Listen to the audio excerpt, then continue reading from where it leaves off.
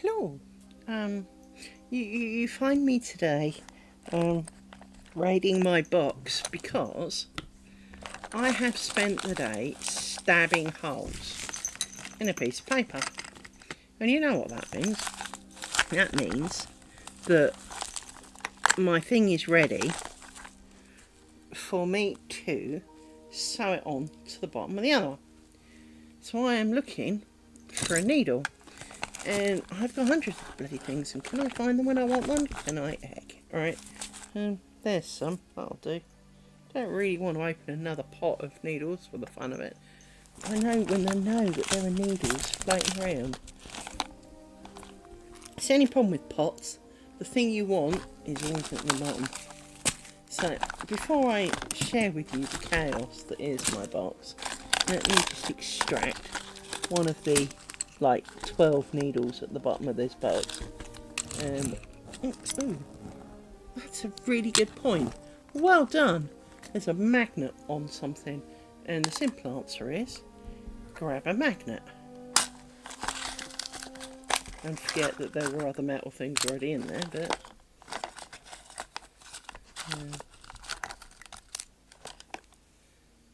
I have a lot more needles in here than I thought I did, actually, as it turns out. As it's distinctly proving.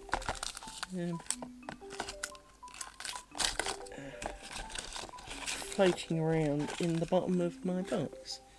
I shall show you in a minute just quite how many that turned out to be, because it was a lot more than I thought. Right, let me pile stuff back in here.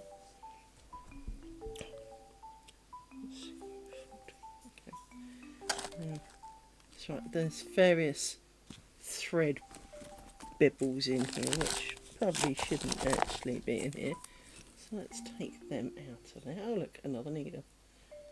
Let's pop that over there on the magnet. Which is now, of course, is trying to run away. So let's take you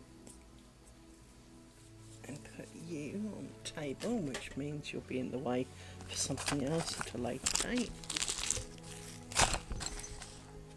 Okay.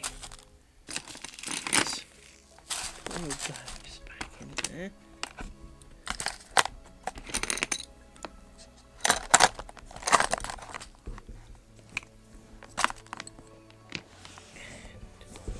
And you, doing your you fit. Possibly, if I manage to crunch it just right. You know, you do fit if you're exactly diagonal. That's sorted my box bits out quite well, except for all the needles that I've now got and haven't put somewhere. And a handle to something that I don't remember what the handle was for, but it's a rubberized handle. It's kind of like a phone case handle, in that it's got a really small kind of like almost thread end, and then the rest of it's made like of silicone rubber. So let's put my box back. Oops, didn't latch that end on. But they're all safely in there now. Right.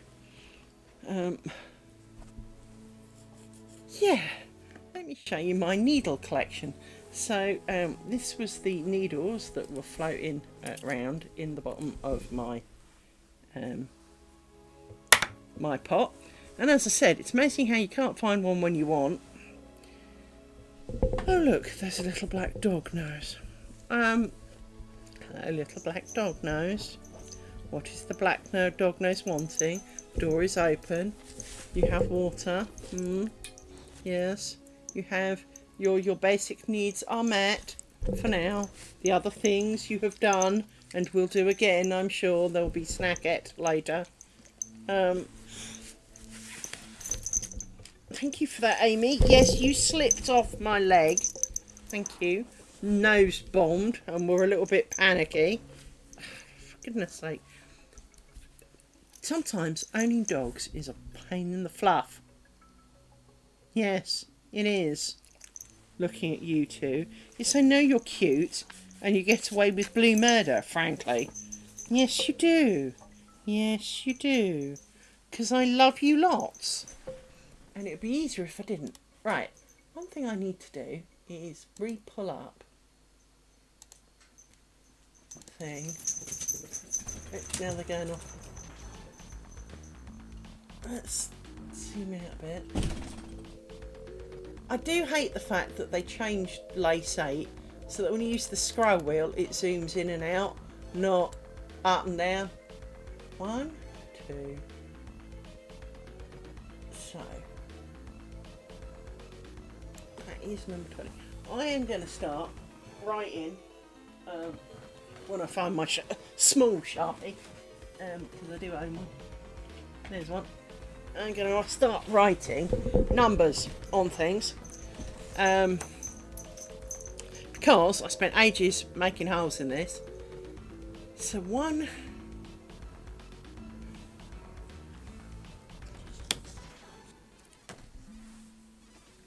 so let me actually pick out all my needles and pick one. Where's one that's going to be fairly easy to thread? That one. I have decided you are the winner. Let's carefully try and slide these into a pile without dropping them all over the floor, which would be good.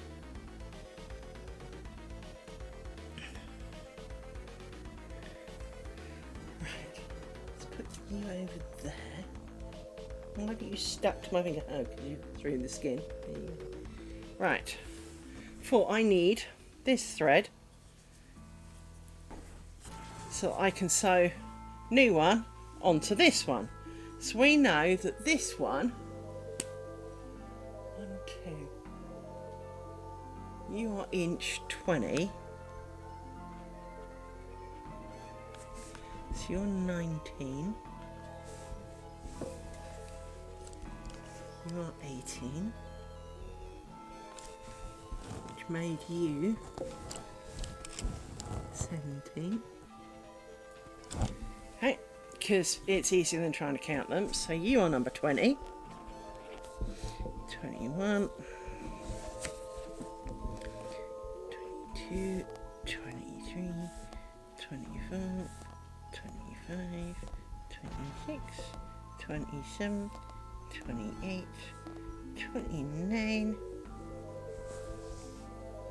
30 is technically off the bottom.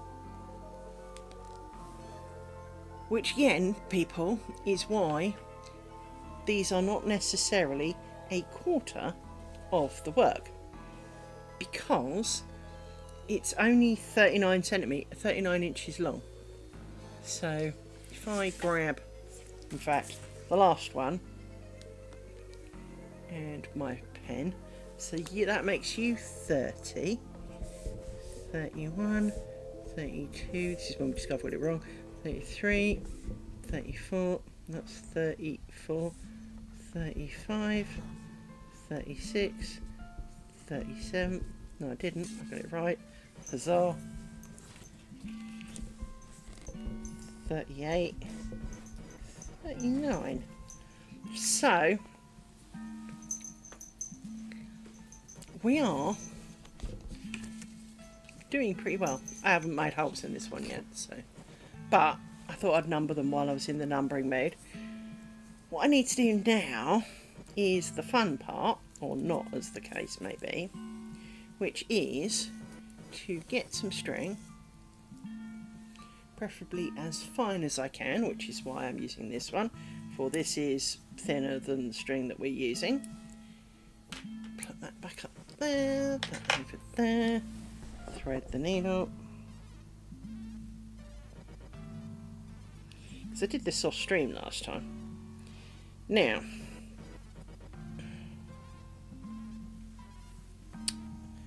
what I need to do is pull out these pins, because now I want it to stick out.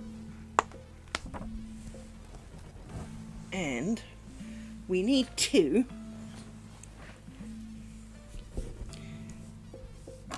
poke through this hole here, actually, what we will do is we will tie a knot in the end. Why are you tying a knot in the end, Liz? So I can hook through it. Right.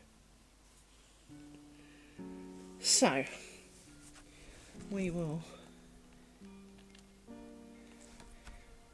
go, because we really want the knot kind of out the way. So what we will do is go down through there and hope that this does not piss it off too much, and that I made it long enough, and put that through there like that, and then come back and go down through there like that. And now we don't do every hole because life is short, and then we come up through a hole, preferably a bit further across, and then up through. No, I've done it wrong already because I'm a knob. So we undo that, and we undo this one. Why did I do it wrong? Well, the line is where it overlaps. So this line is that line, and I need to go through, I kind of need to go up to here and go up there like that. And that's not right either. Fuck's sake. I know I laughed at people for not being able to join two things together yesterday. Well, clearly my own stupidity is my pain today. So we'll worry about the knot in a minute. Actually, as the knot came out, we'll do that. Right. So if I lie this next to it, this line here is this line here. So there's two rows above and kind of 3 rows below. So what we need to do is we need to use those rows to join things together. So that's 2 rows above, and then that goes into 2 rows above, like that. And then we come up through a hole.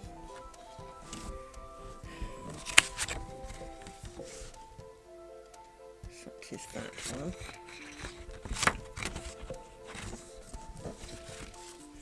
And come up through what will be, well, that's only, yeah, it's only 3, 6.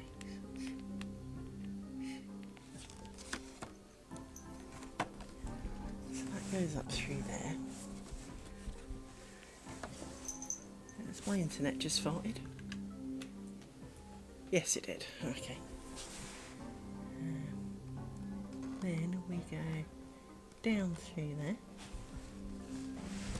as we can, and then down through there, and then I didn't make this anywhere near long enough, by the way.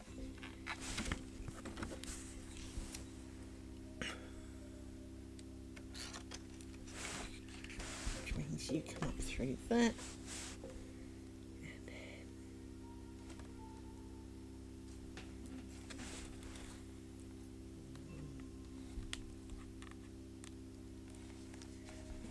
Through that, and then goes across to you, and down to you, and then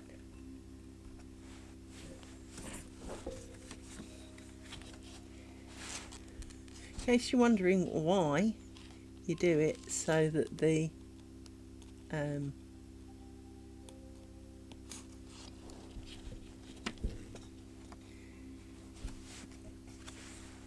you do it so that the bottom one is at the back, is so that it doesn't catch on threads.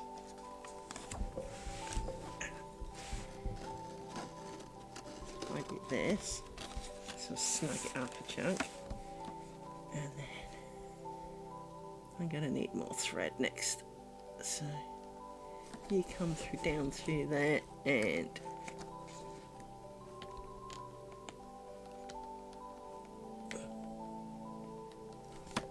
down through that.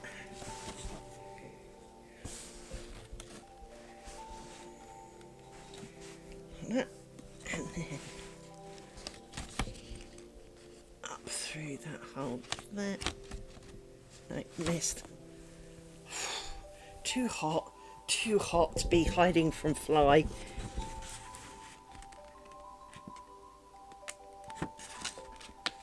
So you come up through that hole,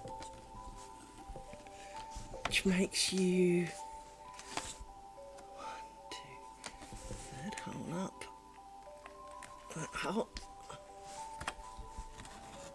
Right, so should have made this considerably longer.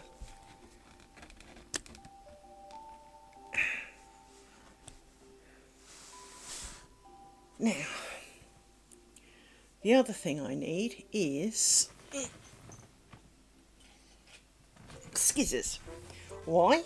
Because we need to trim this at exactly the end of the line, which I should have done before I started sewing it, frankly. So let me make this a bit looser so I can get to it.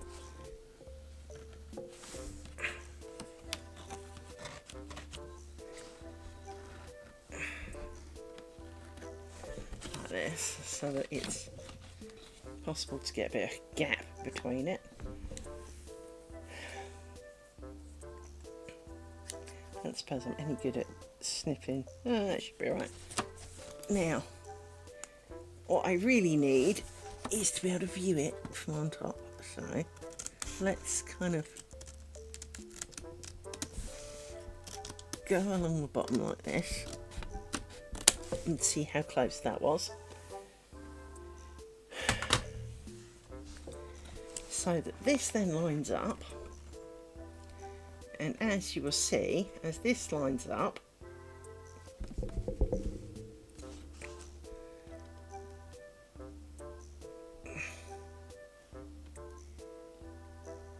I need to trim this a little bit more accurately, and I can't get to this side to see accurately.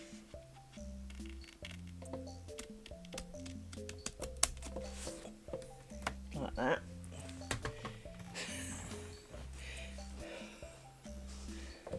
So that hole is that hole, that hole is that hole. So it goes there, you see. And the idea is you do this, and then you can poke through.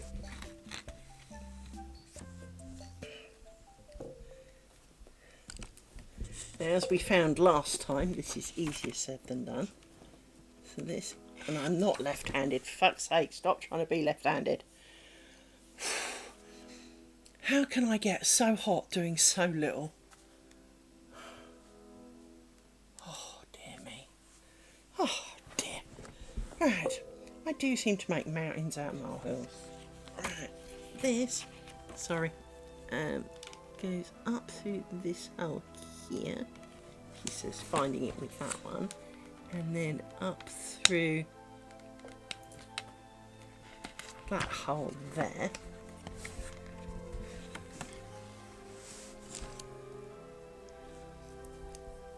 And then down through there, for example. And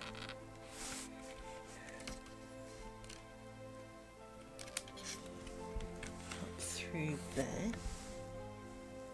Yep, that's kind of there, that'll do. It's not the line I wanted, to be fair. I wanted the row below, preferably. Because, of course, the further they are apart, the more stable the row is. So, undo this. And I apologise if you're getting some really terrible shots here. Because, well,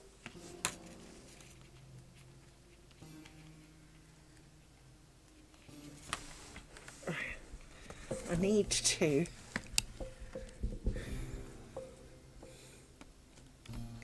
go down through that hole. I could do the very, very bottom row, but that's a bit close to the edge and could tear. So, hence not doing that one. So I kind of want the second one.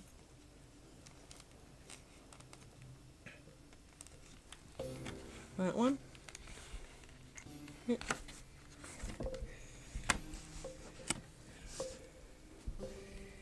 And then I'm actually going to go through that hole there, which isn't quite lining up, which suggests there it is.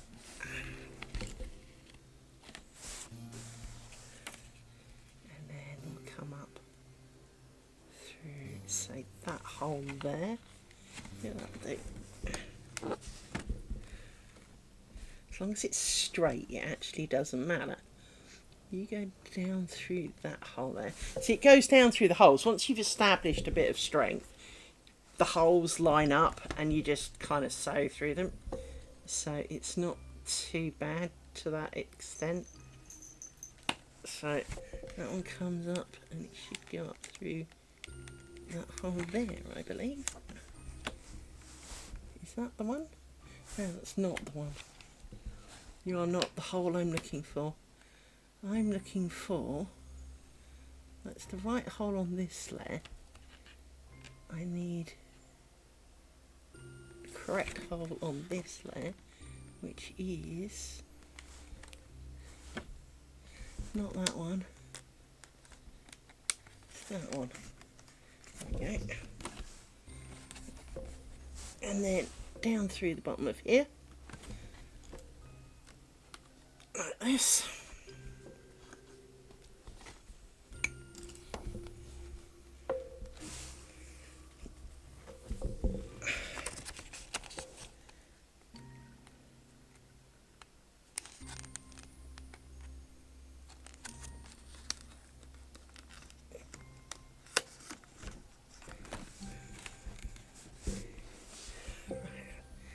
Make sure it's all nice and tight so it can't move.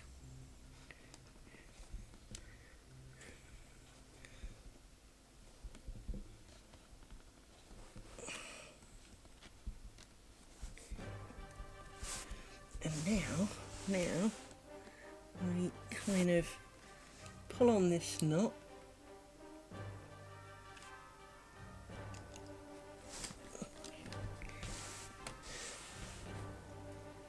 And make a bit of a it's going to make putting a pin in there a bitch, but here we go. So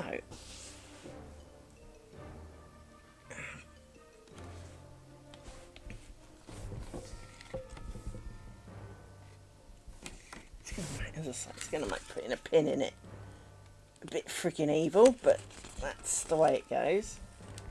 I'm just going to kind of tie a bit of a knot at the back for it in a slightly smaller, smoother way, and snip that. These will do for the snipping. Right, so that's now joined together. So you missed that last time, that's what I did last time, but this one's got, I think I did one layer of sewing last time, this time it's got two, so now we can poke you back through the hole. And I kind of want to prove my point about the pinholes. So if I put pinhole, yeah, that goes straight through, so that lines up. That's all good. They line up perfect. So that holds that down for now. Oh, I'm sure it'll change its mind when we get there, but you know. Now I've got my inch holes, so my inch numbers, so that makes my life a bit easier.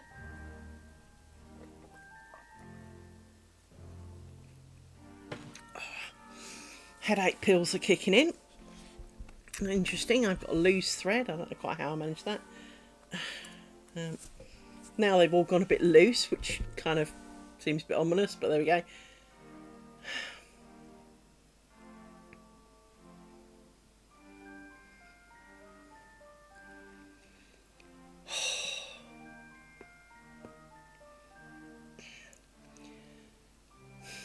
There we go. Right.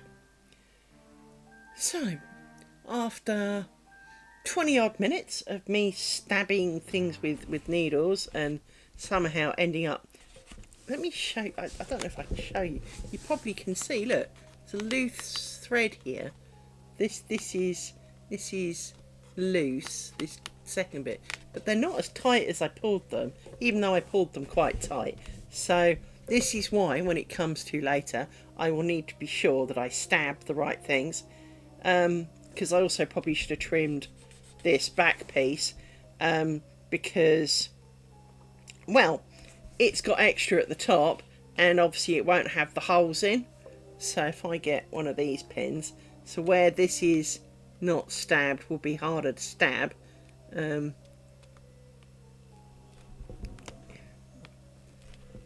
I probably should have done that.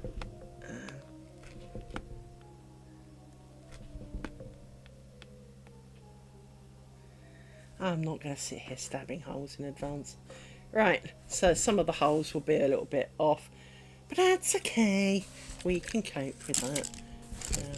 As long as we line up the actual pattern, it'll be fine.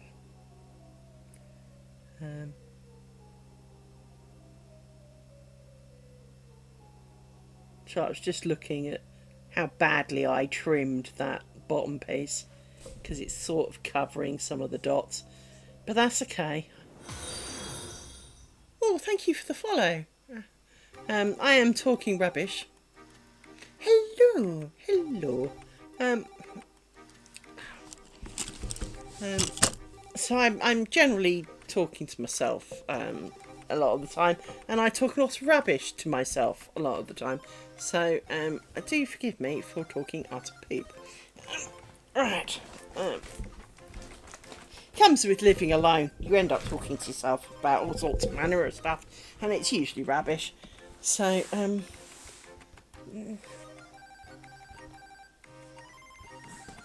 that's cool. Rubbish is good. Rubbish is accepted. If you have any particular topics of rubbish you'd like to discuss, feel free. You know, most things are generally, most socially acceptable conversations do happen. You're allowed to voice an unpopular opinion as long as you kind of go, I appreciate that it's not, it's whole subjects probably off, but you can have unpopular opinions about popular subjects, or subjects that are not deemed inappropriately bad. For we are of open mind.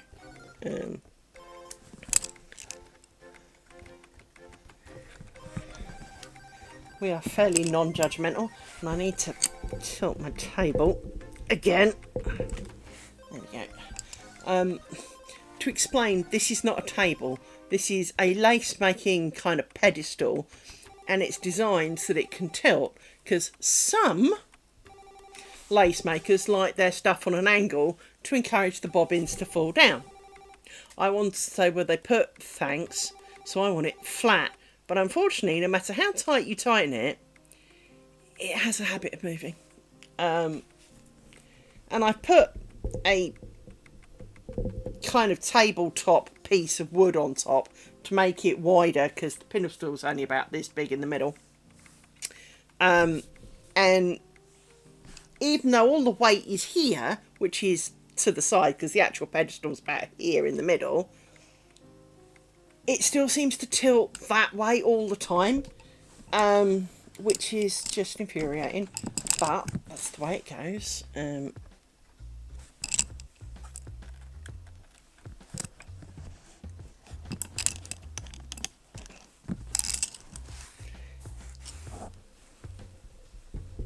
Come on, tilt this way. I like it to be level. I don't, you know, I have occasionally got out of a spirit level to prove whether I'm right or not. But when I say it's not level, I'm usually right.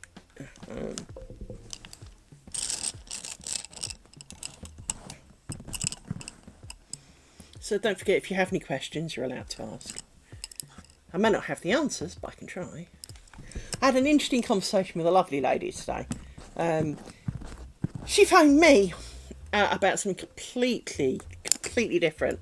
And she goes, oh, you know, have you had a nice day? And I explained that I spent the whole day stabbing holes in the next card. And she was like, because I said, I must have put about 1,000 holes in a piece of card. And you could hear the, what the fuck did you do that for? So I explained that I'm making this net curtain, and she was like, oh, well, that's really interesting. So it was really nice to speak to someone who was genuinely seemed absolutely interested and was actually quite disappointed she couldn't talk to me all day. So that was quite nice. She was a nice lady. I liked her. She was nice.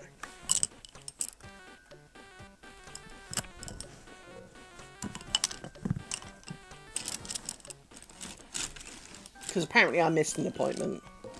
And I kind of went, well, if I'd known, probably wouldn't have.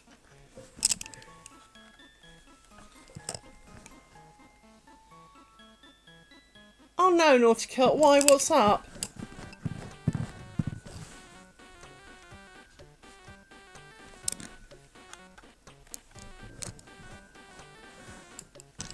What did you spend one day and 9 hours doing that you really, really regret? Or that didn't achieve what you expected?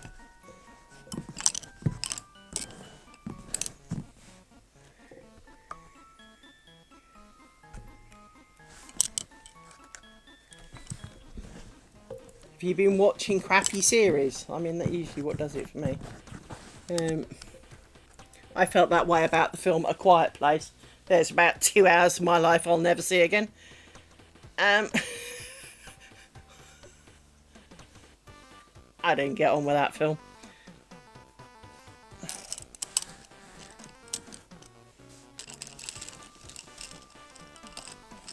That reminds me. I have vague recollection of some time this morning. I'm still losing time, by the way. But some time this morning where I was looking for something. And I never found it.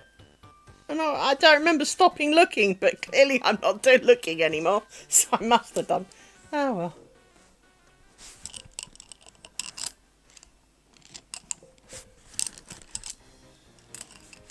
Hello, EP, how you doing?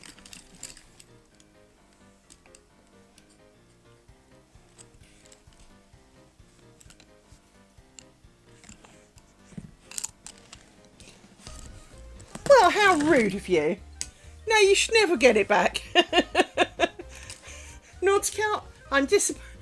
If it's any consolation, I'm kind of surprised that that kind of implies, well, think about it this way. I've spent one day 9 hours, more than one day 9 hours, probably streaming it. So, which one of us is the idiot? Hey, Pete, it's not. I'm not bad. I could be better. I could be worse. I have had a small. I had a good laugh actually. I will share this with you. So, as we all know, Liz wears glasses. Whoops, got caught on a bobbin. And I've worn glasses since I was a child. It started off about the age of 7 when I needed glasses to see the blackboard because teacher's handwriting was a bit shit, frankly. And she used a projector, actually, and that was terrible because she didn't focus it properly. I think her glasses were bad. And as a result, suddenly 4 kids out of 30 needed glasses. The next time we had her, which was 2 years later, the 4 of us...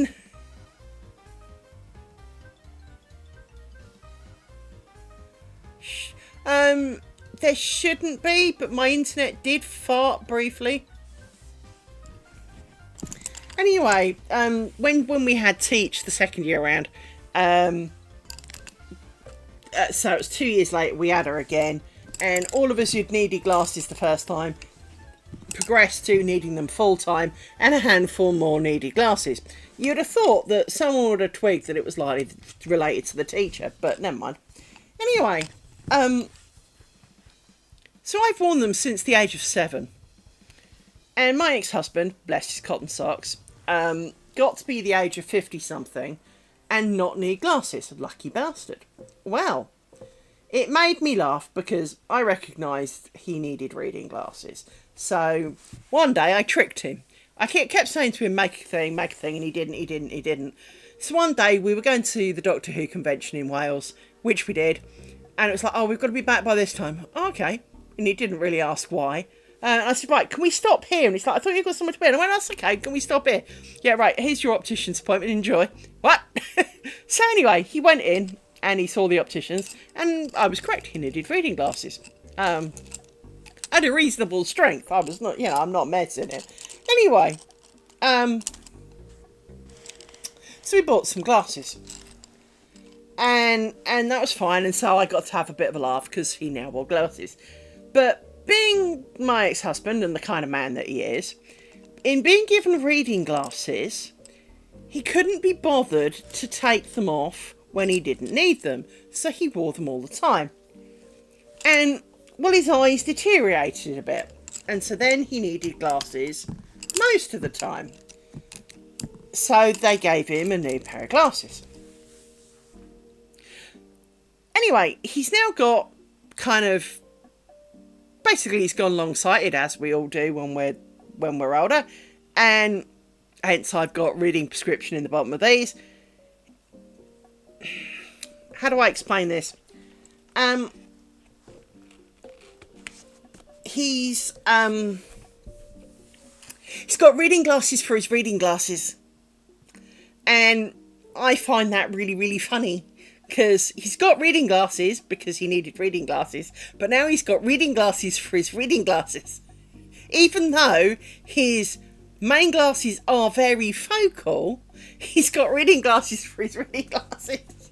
He has an even harsher prescription for reading computers and stuff. So he's got reading glasses for his reading glasses. And so as he was telling me earlier, I had an extreme fit of the giggles because as someone who's worn glasses, and bear in mind, he has rubbed it in all of his life how he didn't need glasses, right? So now he's got reading glasses for his... He's got more glasses than I have. I've only got the one pair of glasses. He's got like 4. Mine is 6.5. I understand. It is with... I'm kind of halfway blind. It's harsh. My reading prescription's like 3.5 though. So I am reasonably, my eyes are tiring of the acrobatics required to do the change. But it does make me laugh because his reading prescription's about 3, and now he needs a better one for computers. So And he was having a bit of a moan because he's done what many of us do. So, as I've explained, I have a problem with lens coatings. So you can see the green and disappears in the middle. It's because it's worn off. And it breaks up terribly. You can see best on the left lens. I don't know how you can see it because I've got my glasses off. But you can see that there's like crackling in it. So it makes my eyesight terrible because it's a bit like having fingerprints, only without. It distorts the vision slightly. So it's kind of constantly like I've got dirty glasses even when they're clean. But he did what so many of us had to do back in the day. Because of course when I first got glasses, 1, 2, 3, 4. I've got another pad to go, that's why. They didn't have lenses in shop. They always sent them off to be made. So it would take a week for your glasses to come. So if I needed a new pair of lenses, I couldn't put new lenses in these frames. I mean, I wouldn't. I've had to repair them. But, new lenses in these frames. I would have to buy a new pair of frames. And so, for most of us, this is almost a natural reaction. You go to the glasses shop, they say, right, you need a new prescription. You start staring at the new frames because, in your head, you are still kind of living with the fact that new prescription equals new glasses. Even though you've gone to a shop that can do them within an hour kind of deal, mostly. Some of them, of course, because I don't want coating on mine, even though these have coating, don't ask, I bought them online because they were cheap. But for the most part, because I don't want the anti-reflective coating because my body eats it, they end up going, oh, we don't stock those. You're like, we'll have to send off and it'll be a week. Well, then, of course, I can't upgrade the lenses on these because, well, I can't walk around blind for a week. I can't drive anywhere. I can't, frankly, I can't do it without my glasses. Therefore, I have to get a new pair of frames. Or have an old pair of frames and put lenses in them. And a lot of shops do the, oh, we didn't make these, we can't do that, because they want their money's worth. And of course, for all of us who wear glasses, we all know that these people are rich. Now, as I've said, I've got a pair of frames on my face, and I have very focal lenses. If I was to buy these in a shop, that's minimum pretty much of £500 to £600, let alone for a pair of frames that you don't hate. They cost me £60. Makes you wonder just how much a lot of these companies make as profit. Now, I do appreciate they've got to have maybe some expensive equipment, that, all of that, but so do the people who made my glasses. They've still got to have lens grinders, they've still got to have all of that. But they managed to make these for £60. Sadly, before you ask, well, why don't you go back and get a new pair out of them? Well, I would, but unfortunately the company traded hands, and although they kept my email address, they didn't keep any of my prescription details, and they were really kind of like, well, screw you about it. So,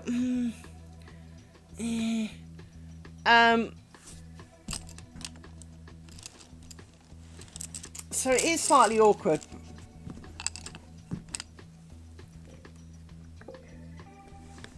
I did that. I bought I had the 7-day long wear ones, and I used to wear contacts, and then I became allergic to them.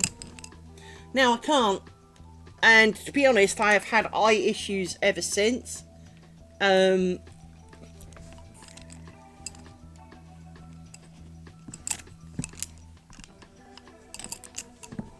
that was kind of one of the things that I really did like about getting my long wear contacts, was that I could just buy a cheap pair of reading glasses off Amazon, and I did, because for like £5 you can buy a cheap pair of glasses off Amazon.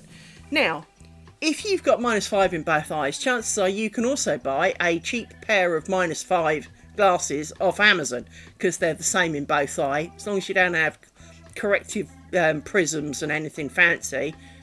You can buy an emergency pair of glasses that maybe are not the prettiest, but frankly, when they cost you like £15 or whatever, fuck it. That's the kind of money I can afford.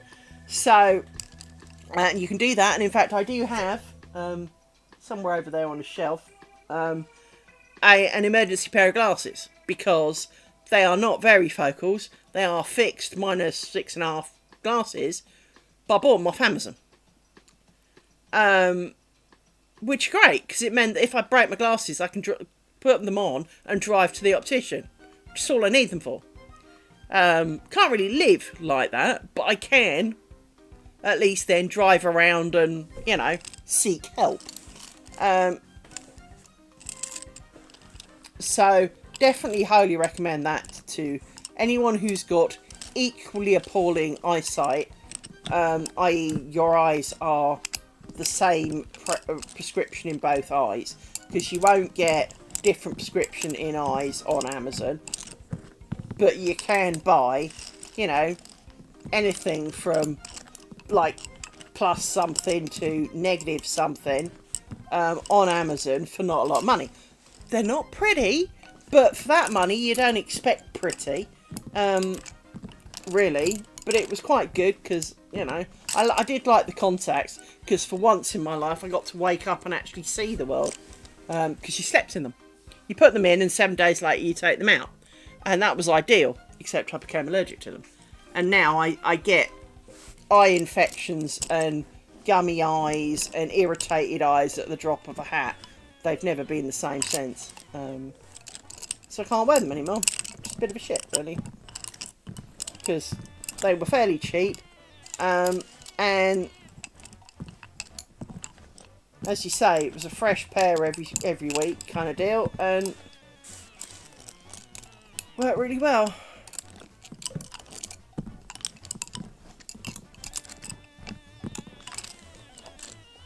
That looks a mess. I think it's just the way it's turning out.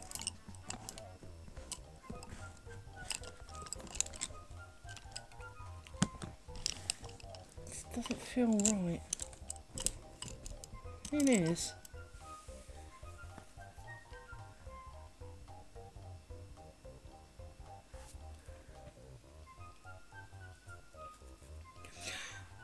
If I put contacts in my eyes within an hour, my eyes are producing like gloop soup.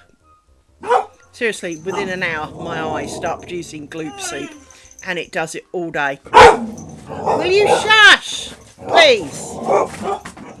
Either go out and bite it. Go and get it then. I didn't hear anything. It's a good boy. That's him barking, which is unusual. It's a good boy. Are you a good boy? Did you protect the house from the invisible insect? Did you? Did you? It's definitely not liking to bark this much. Well, go out there and bite it. I didn't hear a thing. It's alright, Rory, though. It's alright. Enough now. Enough. It's alright. Rory. Rory. Rory. Oh, it's a bird.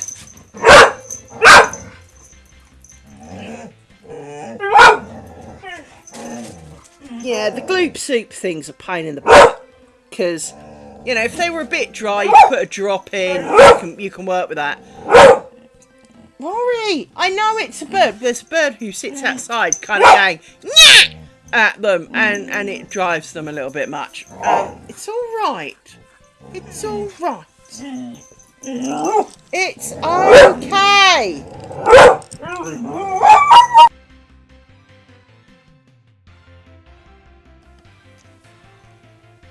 Yes, I heard it, and you will not bark at that. No.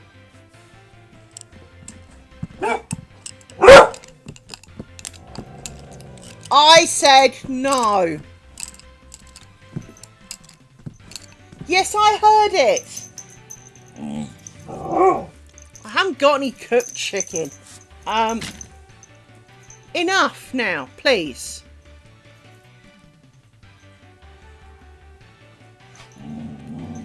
Oh, I'm surprised you actually can't hear it. It is quite loud. All I can hear is your incessant barking.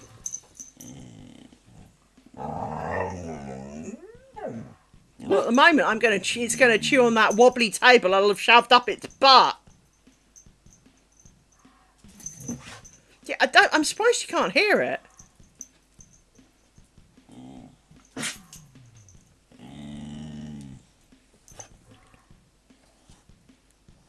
No, I know, but I'm surprised you can't hear the bird. Well, it's louder because it's fucking barking. Well,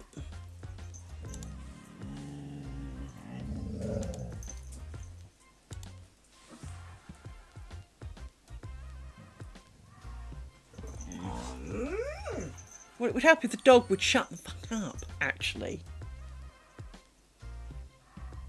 If I kill the music... Enough now!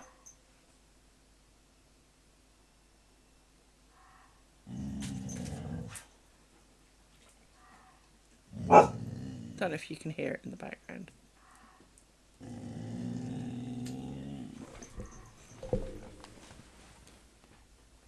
Go open the door.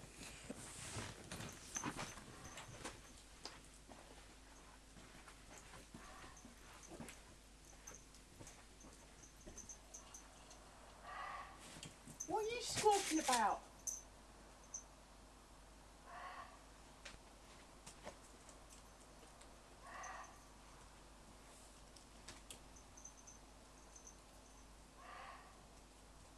What are you squawking about?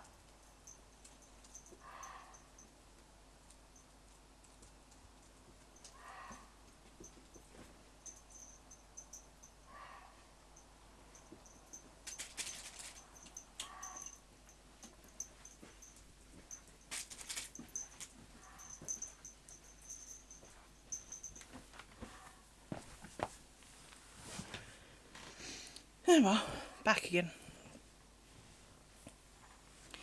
It's having a good squawk. It's like going off once a second. It's like someone's alarm clock, only it's a bird.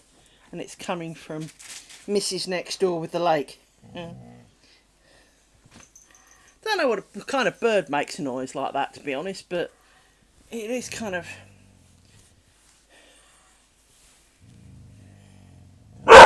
I said no. Anyway, we'll put the sound back on. So put the music back. But yeah, you can probably have heard it if you listened really hard. It would have been quiet, hopefully, but at the same time, it's still going. But I'm trying to ignore it.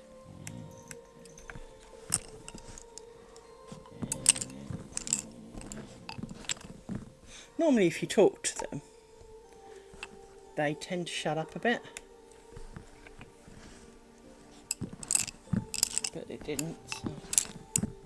Probably means the fox is around there and it's shouting an alarm. But I don't know what bird it is. I'm not birdie enough to know.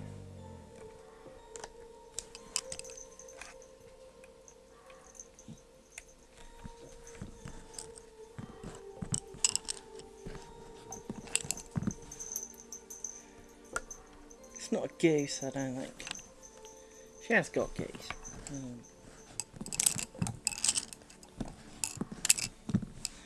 Or more accurately, the geese have come to live there. I think that's possibly a better way of phrasing it.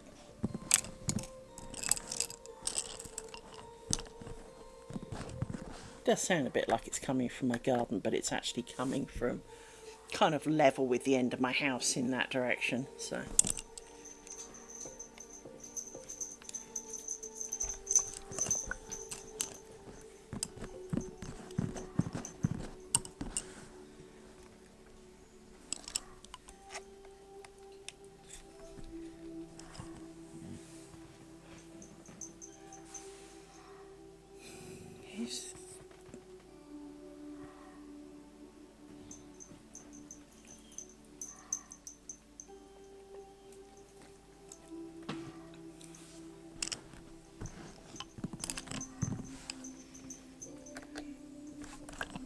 See, I could sleep through the bird doing that. What I can't sleep through is the dogs doing all the noise.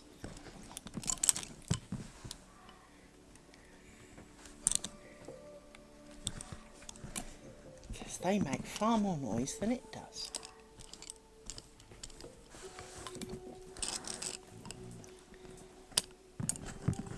You need to shut up, Rory man. I hear him, her, it.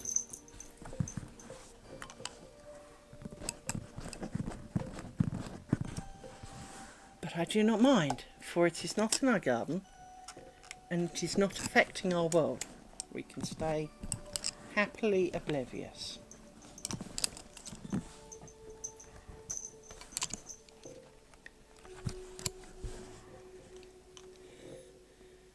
That doesn't look right, because somehow it's not. Okay. That's because you... Okay, it's you.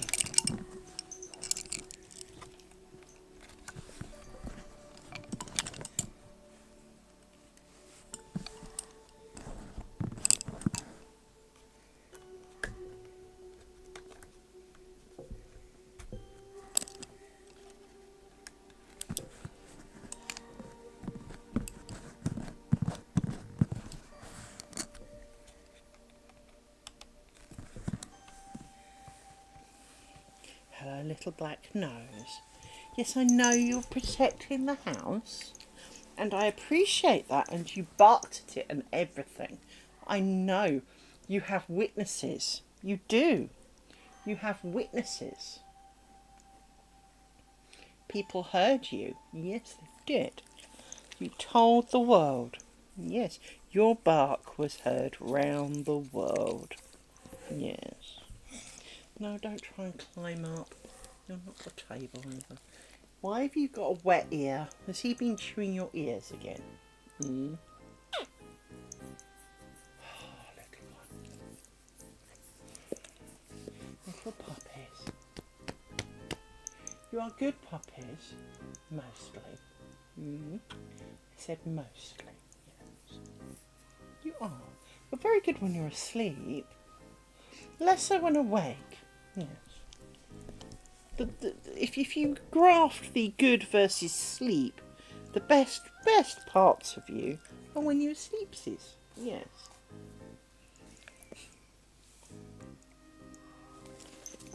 And yes, the bird is still making grouchy noises.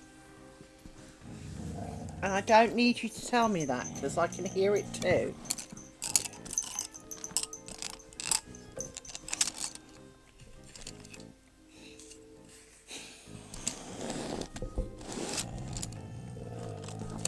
I know. You tell me all about it. I know. Nasty bird is grouching. And I'm not letting you tell the world. I know. I'm a hideous person.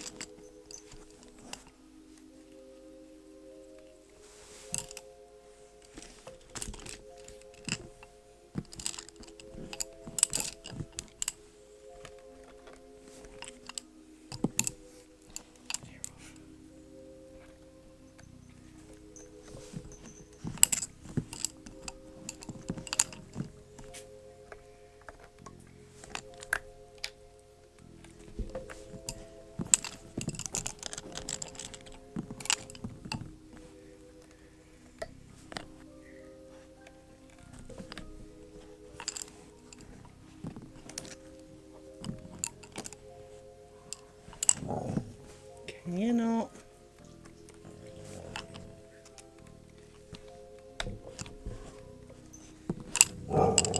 I know. I can hear it. You'd be fucking deaf not to.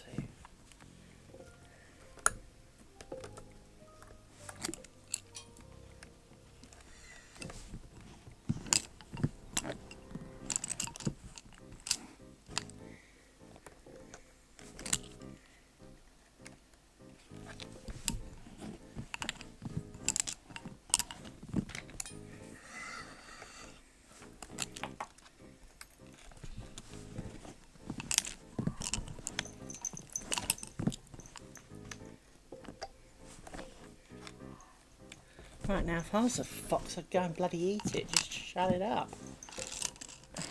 Get some sleep. Rory, I know, little man. I know. Noisy, noisy, noisy bird. Yes. Yes, it is. And you don't need... I don't need protection. I don't. I promise. I promise. I'll be all right. Yes. Can you just, like, fuck off and do something else? Anything else, frankly, dogs? You just, like, not. There's a whole couch for you. You sit on your part of the couch, and I'll sit on my bit of the couch. There. And they're always going to come up and maul me, I think is the short answer. Maybe not. Oh, fuck's sake.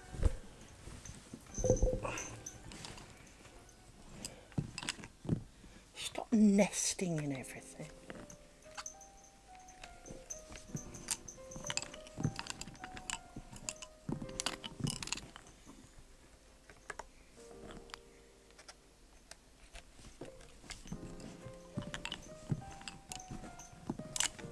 got this kind of poncho blanket thing that's basically a blanket with a slit in it, so you can kind of wear it a bit like a poncho, but it's also a blanket with a slit in it. The slit's kind of annoying as a blanket, obviously, but anyway, we do love making nest in it. The moment I stop wearing it for more than 3 seconds. Ha! One less fly. I caught you.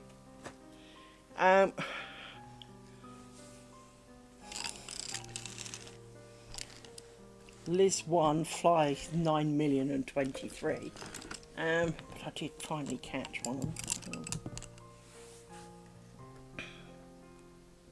It landed on something and I managed to put my hand over it and then kind of pick it up and grind it over through the fly. So I do appreciate that all animals have rights and that, you know, but flies, there are plenty of them. They can afford to lose a few. It's hardly an endangered species. Sorry. I do love you, my man. I do. But you see, every time I talk to you, your sister wants in on it. Oh look, there's another fly. Did I kill your bud? Well, with any luck, that was the little girl fly and you're the male fly. Lie down. Come on. I've had enough of you two already. I really do love how, like, I can have 18 hours of waking time and the dogs will ignore me for all of it. When I start doing something like this, the dogs are all, but us, yeah, well, you slept the last 18 hours and you could have made, you know, had lots of huggies and playtime and all the rest of it then.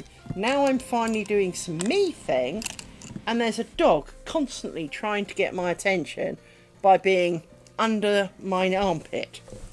Prove it? Dog knows. Yes. Dog knows. Don't grumble.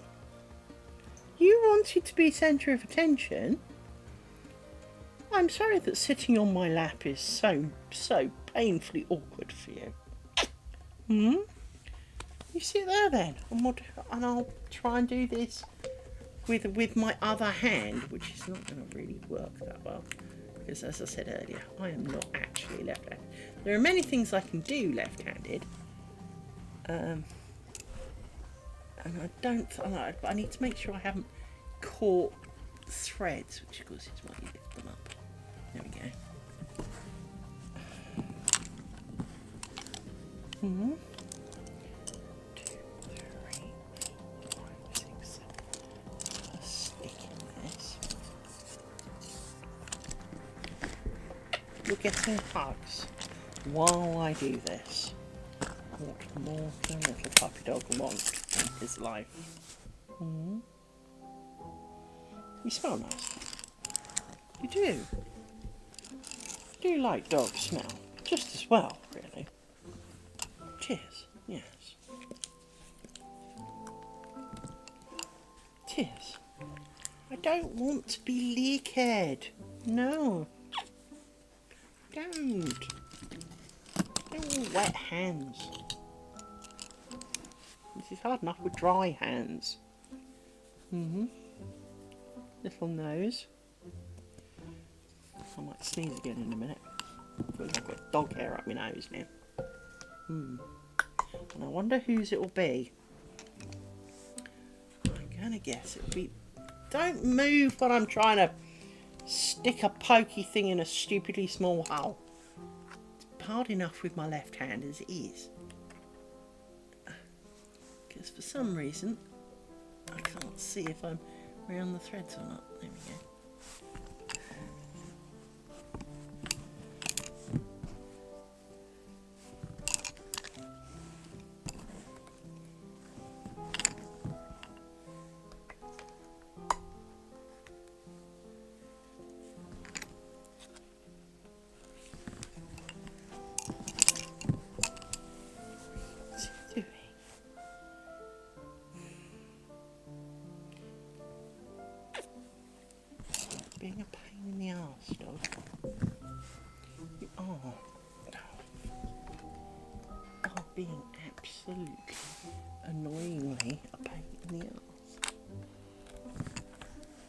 Yes. Dog.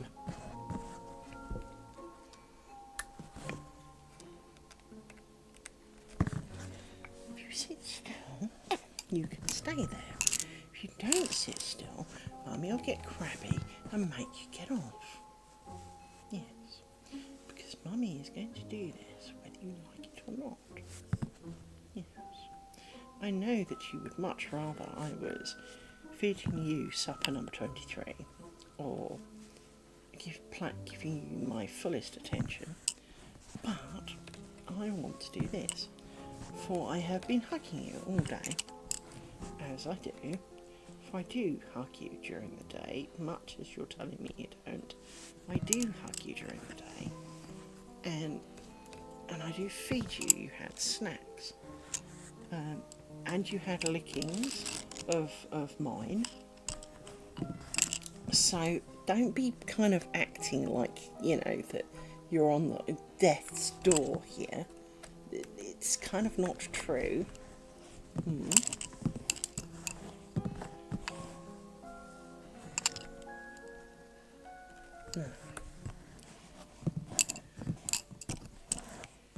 But I do appreciate you're not barking. So that's kind of, and it's a bit of a trade-off because you could have just stopped. But you know, if the hugs help and make you feel better and safer, because you know that can be a thing. I kind of get it, but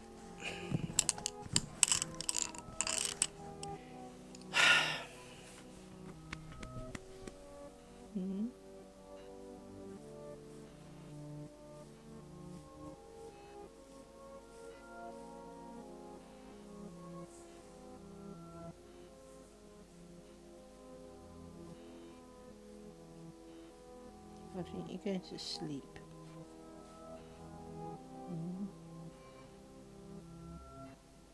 Into sleepy pups. Your sister is.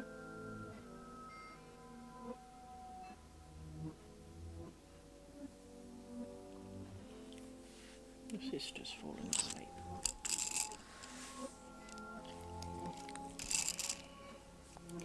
Stop trying to lick my hand while I do this. It's like trying to touch something electric. Every time your hand goes within like 2 inches of it, the tongue comes out to get you.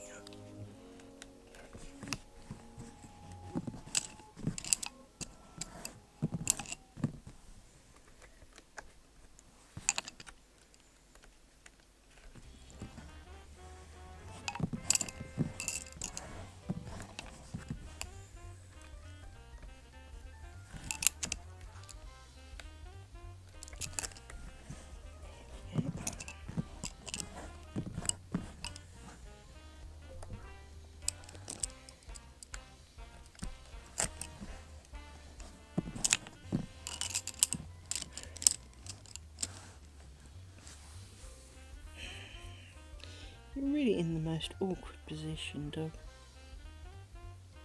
You really, really are.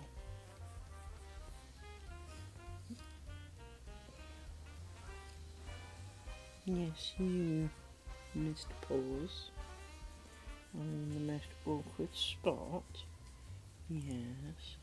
Oh, big yawn. Oh dear. Are you a big yawny pups?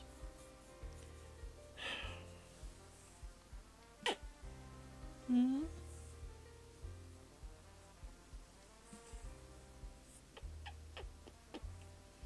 You're a good boy sometimes.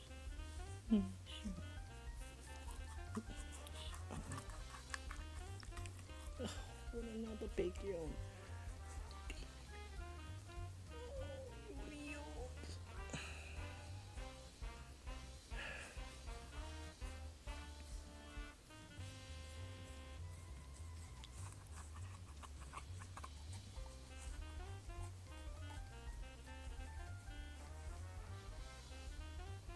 It's a hard life being a dog, apparently. It is. Okay. Did you just lick my bobbins then? Did I just see a little black dog lick my bobbin. Did I? I think I did. They don't taste of anything, you know. It's not like they're made out of beef tallow or even bone, for that matter. That's right, you stand on my lap now, so now I can. This is as far as I can reach. This is as far as my hands can go. Yes. That really helps, doesn't it? I'm so much better off. Yes. Oh no. Birdie stopped now. Go, off you go. Go off! Fire off. So, I'm going to go back this way and do this one more spider this side. So let's count. 1, 2, 3, 5, 6, 7. Let's put you in a stick. Like that. See you out the way. Which puts you over there. And grab you. Excuse me.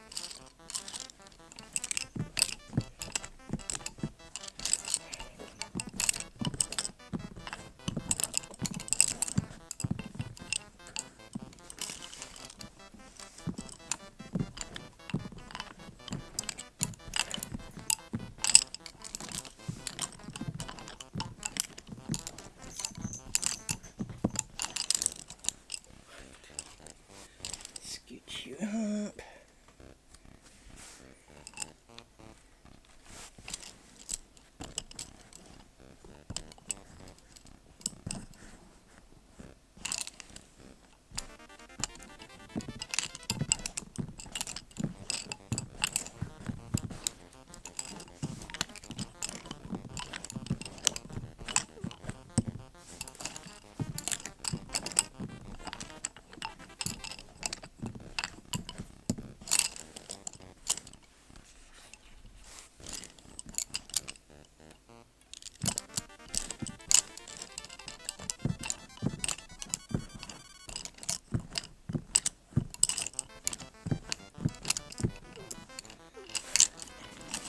You down because we can.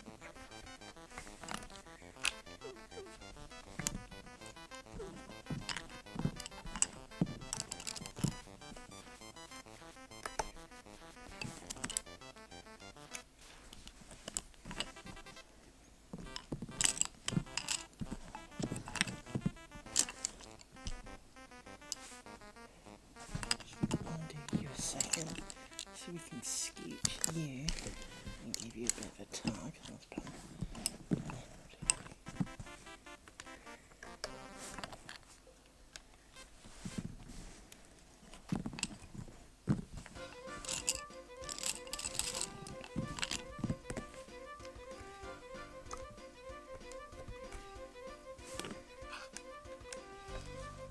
Miss.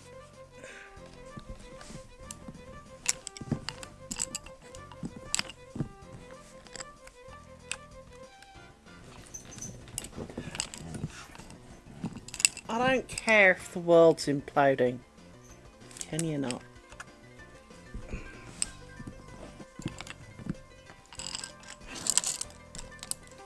So two of you go back in here like this.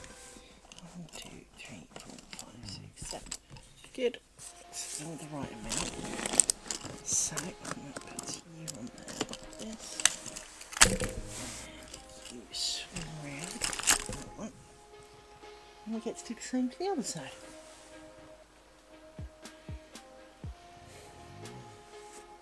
After we unhook you from over there, hook those down. So we don't need you for a second. So yes, I was thinking of Nauticout earlier, and his many knots, and the art of tape lace, which is where you take, you know, like less bobbins than this, but say this many bobbins, and you work around basically a doodle.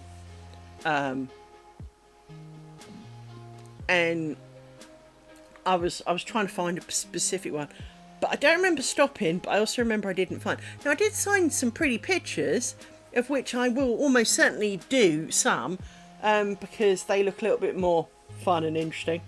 But I was after a really big one, kind of window sized, because you know, obsessions. Now, of course, being a picture, if I wanted to make this exact thing with bigger thread, all I have to do is make it bigger.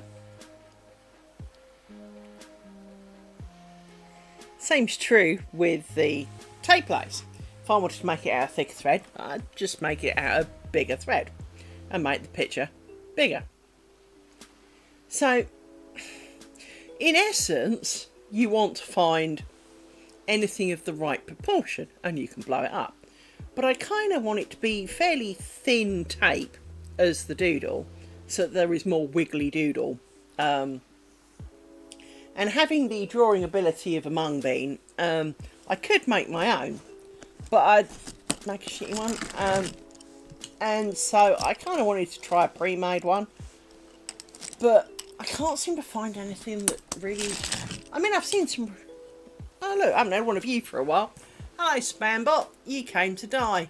It's been a while since we had Spambot, actually. I thought you'd all kind of given up, because...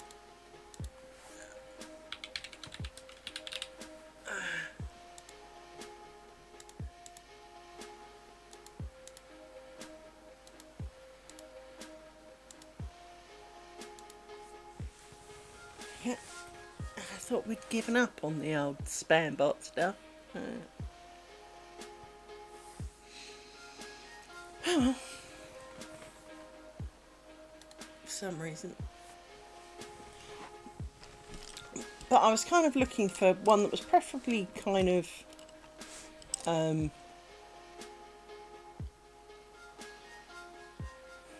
Celtic knot style would be perfect. That would be the most ideal one to me. But failing that, just one I really quite like would be nice. I mean, you know, let's, you know, and I have seen some pretty ones, as I say, but they're not very big, and so, you know, it kind of makes it a bit awkward, you know.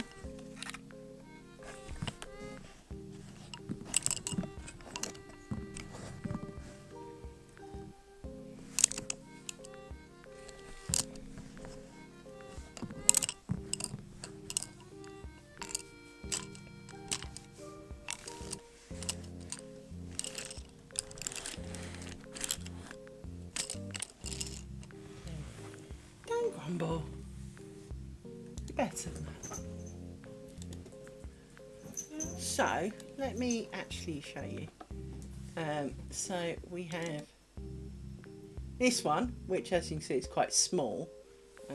Just gonna let me zoom in on it. There you go. So zoomed in, it's a pretty poor picture thereof. Then we have this one. This one's a bit better because you can extend this by repeating a section potentially. But this was nice because, of course, being a hexagon, you could join the hexagons together. And because I'm good at doing hexagons. Again, this was a pretty hexagon, and this is obviously a bit designed to be a bit bigger. But again, not that much bigger, to be fair. You know, in essence, this is probably designed to be about 2-3 inches tops. This was obviously designed to be a bit bigger, but again, not a huge amount bigger. But it's got flowers on it. Oh, what fucking flowers. again, this is another one that's designed to be stretched, so you repeat the bit between the dotted line as much as you need, but then it's still quite thin. It's not got a repeat. If this was cut into 9 pieces, so you had like middle piece, edge pieces, and you could repeat the middle sections to make it as wide and middle bits over here to make it as long as you want, this would probably be good, because I quite like how this has got, I mean, they're kind of flowers on the edge, but they're also just wiggly lines and some crosses and some hatching where you fill it in, and you know, that could be really quite pretty, but again, it's not very big. That was a bookmark I'd seen and I want to try and find the pattern for, and I know who does it, and it was supposed to be in a book. Well, I bought the book and it's not in it.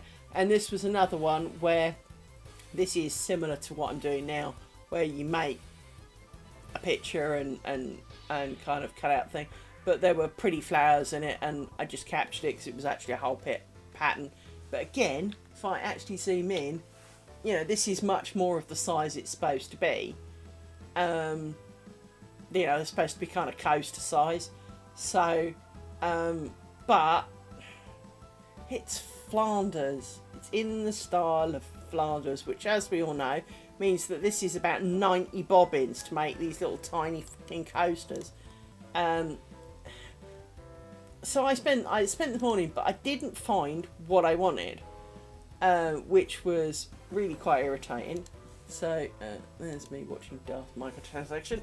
If I do bobbin, lace, pattern, Celtic knot, you don't get a lot, to be honest, if we look at images.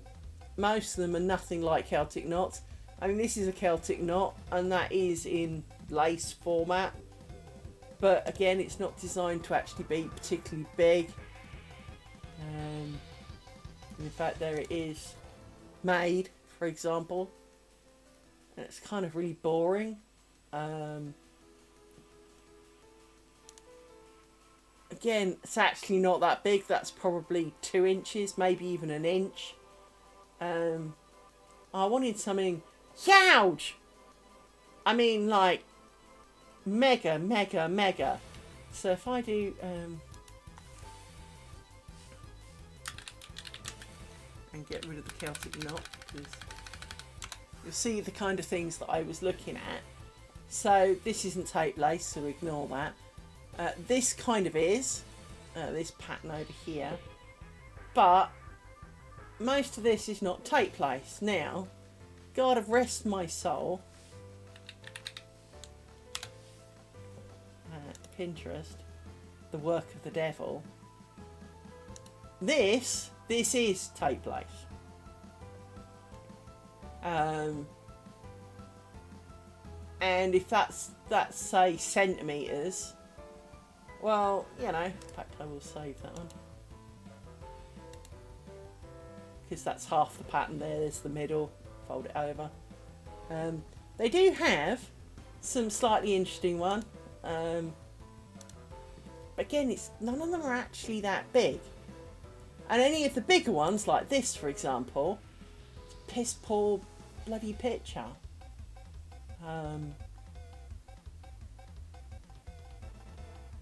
Because that could be very pretty, but it's a bit small. It's kind of placemat sized, maybe. See, this could be bigger, 30 by 45. Still not that big. 12 inches by, like, what, 15? Still not very big.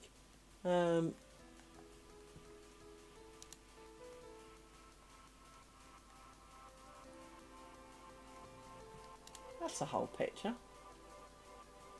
Chop the edges off, but you could kind of work with that. The whole picture.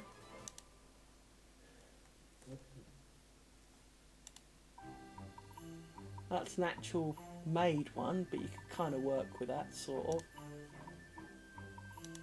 What's that one?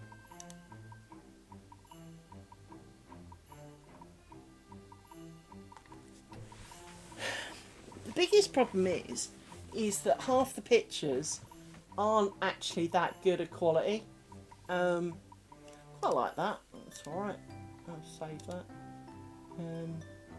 That's pretty.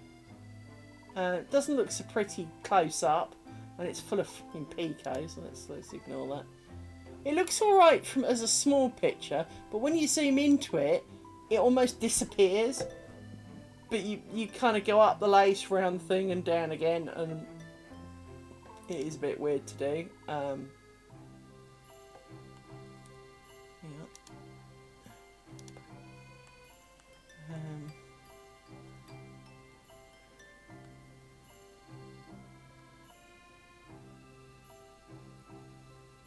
What's that? See, that's not technically tape lace, that's entirely different. But a lot of the time, they're not actually patterns. I mean, that's not tape lace at all. It's not even lace.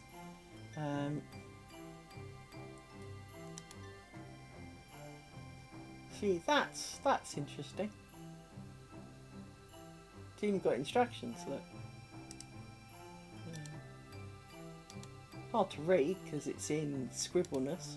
I don't know what language that is. Hang on. Just not going to zoom in. That'd be easy.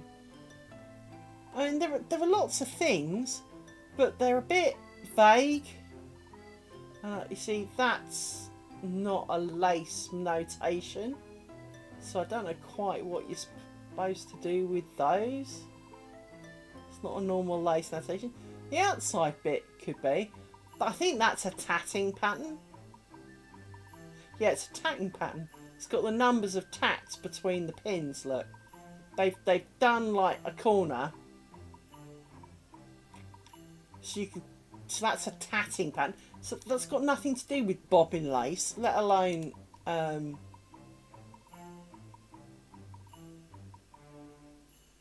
tatting as well. It's got numbers on. That's got too many wretched thingies that I can't do, that I suck at, whatever they're called. Tallies, there you go. That's what's wrong with that one. It would look nice, but it takes an awful lot of... That's tattoo as well. See, the problem with an awful lot of this is that that's tatting. I mean, it's pretty.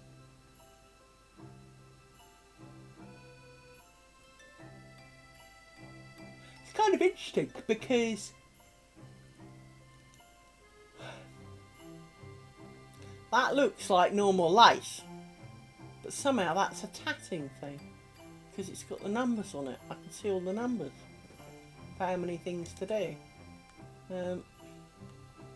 They just don't seem to have.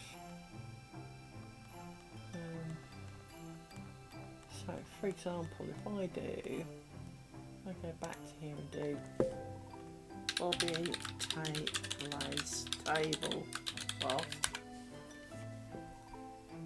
because we want something with size. Hello, there you go. Well, that's not tape lace. Tape lace down to it.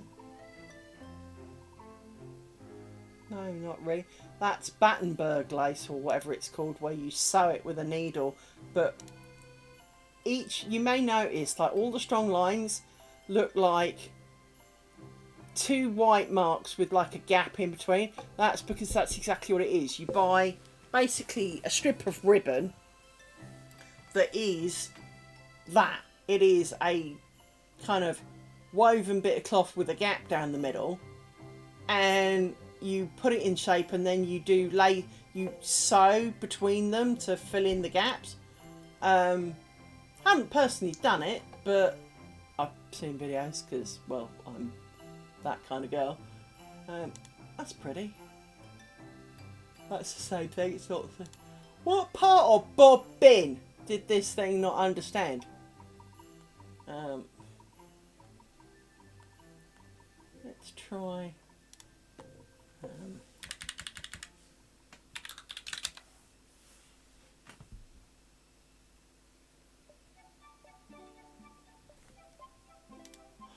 So that's pretty. bit hard to see. What's that one? No, that's not it. Basically, if it doesn't look like a doodle scribble, it's probably not what I'm looking for. I mean, this is very pretty because they've done, again, it's the needle lace thing. This is the non-one where you don't buy a strip of thing. You draw it out on a piece of card. You then like over sew a tacking stitch, and then you kind of wind a thread round the outside, and then you sew the bits in the middle. And this makes this kind of thing. And it is very pretty, and you can do different colours, obviously, because, well, you can do different colours. That looks more like tatting than anything else.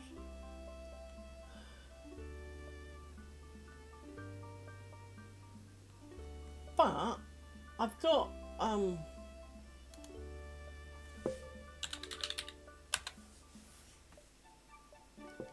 so this one is where a lady got her thing from. Now, she does do some things of size. The problem is you can't buy a thing of size that's square. So, for example, yeah, you can't really see that, it's too blurry. I mean, she does deliberately make them blurry so that you can't steal the patterns off, which I totally respect. But if you pick one of the smaller ones so you can actually see it, you know, it's not like it's a bad thing.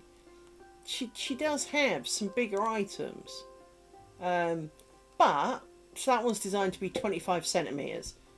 Hello, clicked back, thank you. I do hate it on the internet. Your web browser, when you click back on a page, just show the page you had 5 seconds ago. You do not need to go off and get it again.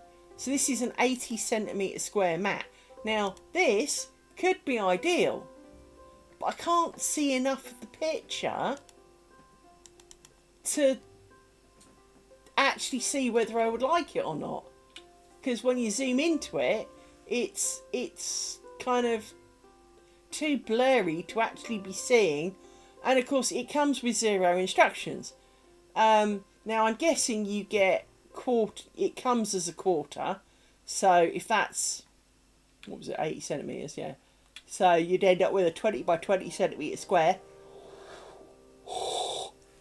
And as you can see, you could kind of argue it's triangles again, but they just make it so bloody difficult to be sure whether you'd like it or not, because you can't see it. If I do mats and then larger mats, you'd be surprised how not mat-like some of them are. But again, the moment you try and view it, the detail's lost because it's too blurry, even though, because the moment you click on it, you can't expand the one you actually want. You can only expand other ones. But they do have some potential interesting mats. Just not very big. Or if they are, you can't see the detail of it to decide whether you like it or not. So this one's 30 by 62. I mean, that's not a bad size. That's 12 by 24. So it's kind of tea-towel sized. But I don't know, because the moment I click on it, it's just a blurry mess at a funny angle, you know? I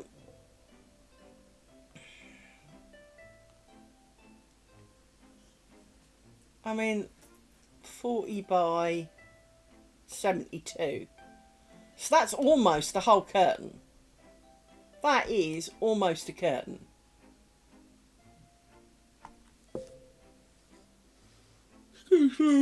But I don't know, I can't really see it.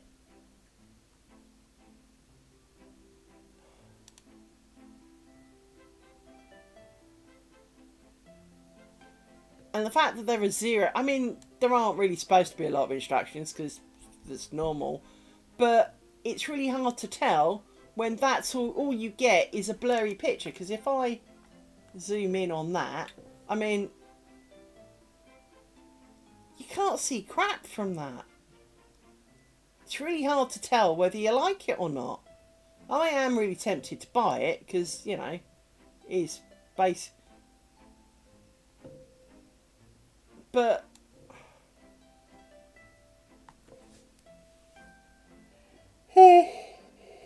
excuse me. The other problem I get is that because you get a quarter of it,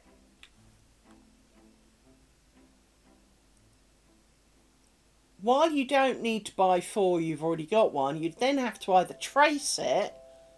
You really want a digital one, but of course I bet you don't do digital ones.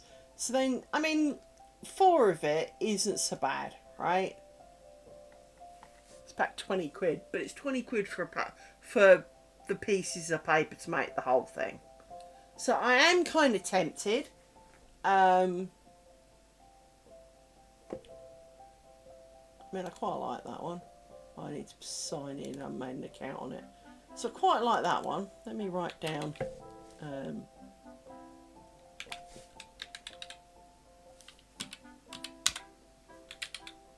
No, that's not what I wanted. I copied this number, if you don't mind. Actually, we'll just grab the whole URL. Put that in there. Quite like that one.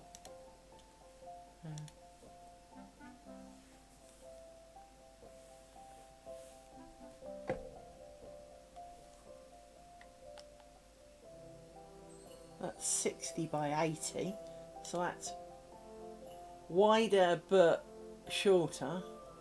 But I've almost got no clue whether I like it or not, because that is too blurry and pale to have the faintest clue whether I like it or not.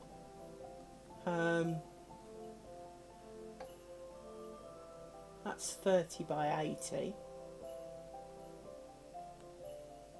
They're round. It's no use to me. You get better pictures of the round ones. I mean, that's quite pretty, but it's 34 centimetres. I mean, it's pretty though. I need square ones more like this one, but that's very flowery looking. So that's 50 by 60.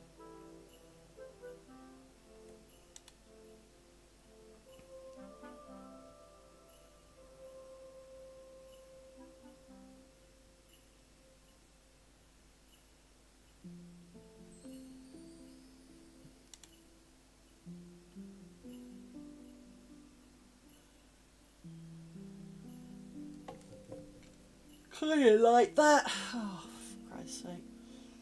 Why have I got the yawns? Kind of like that. It's not ideal, but, you know, we've seen worse. Grab a copy of that. Paste that.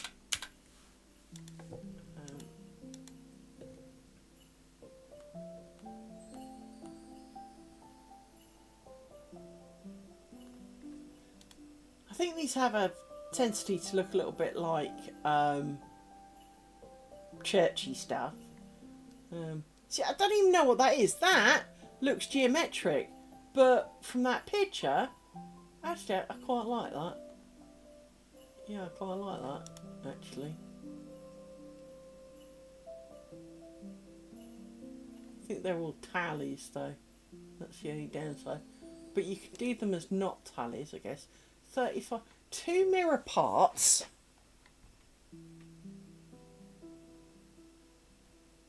See, that doesn't make sense. Matt, 2 mirror parts, a quarter of 35 by 80. Is that mirror 35 by 80? So that is 1/4 is 35 by 80. Or the whole thing is 35 by 80. When it says 2 mirror parts, are you getting one side and the other, or is it that because this is not a mirrored item, it's really hard to tell what you're getting for the money. It is really quite frustrating, and determined to have a bit of a go. But You see, this is spectacular looking. But when you try and view any detail on it, it's really hard. It goes all blurry.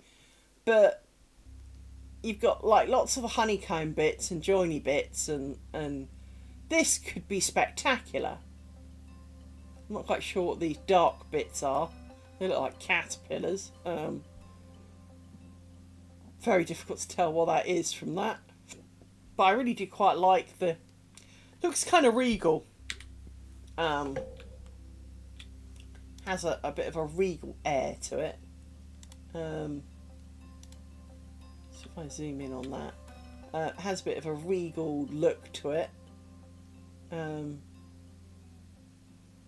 As I'm sure you'll agree. Has a bit of a regal kind of look. I mean, it's a very small chunk that we get to look at in actual detail. But I quite like that. And again, it's that half of it is 50 centimetres. What? Is that square? I assume it's square. But it can't, that must be 25 by 50 then. Or is that 25 by 25 and you do 4 of them? I mean, I assume it's partly a translational issue. But they do have some nice bit. Oh no, we've gone back to one page too many. We've already done this page, so we're on this page. I don't know what these kind of things are, but it's not attracting my attention. Don't grumble. What's that? Ah, shut up! Can you just shut up, Doug? Oh, I see. Yeah. Rory! I mean, this is very pretty, but it's round. Rory! My dear God, my boy, you are cruising for a slapping. Shut up! It's got flares on it. I mean, this is pretty, but it's got flares on it. But at least it's quite pretty. Do it without the picos on these joiny bits, though. Screw that.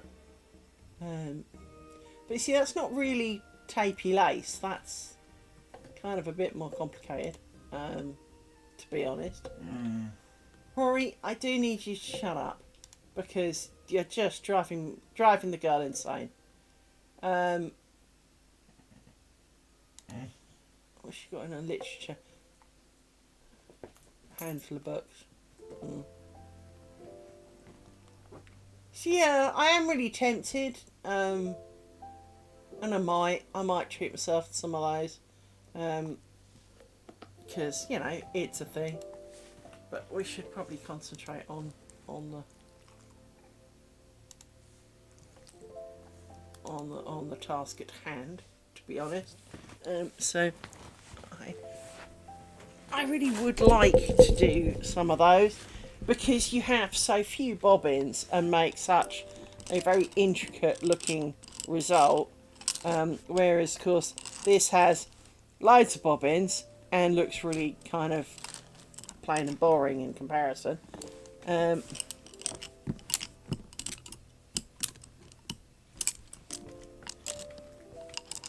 So three of you.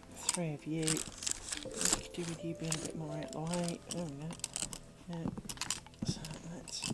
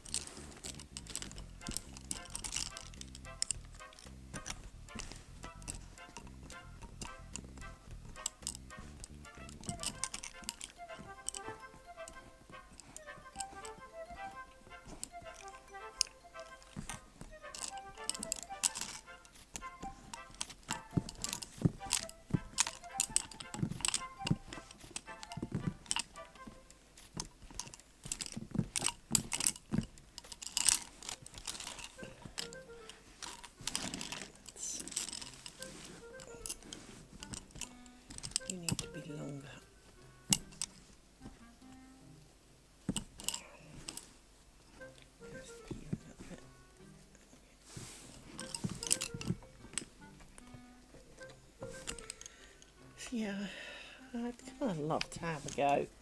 Um, and now I've got a bolster pillow stand. It is something I can more accurately and easily do, because before I had to balance it on kind of like my computer table and my lap, and you know, if it rolled off, mayhem could ensue. So doing a big project on it really would not have been entirely practical. Whereas now, of course, with the stand, it'll be on the stand, and you can kind of almost strap it onto the stand. To kind of pin it down a bit at the edges. So it would be quite tempting.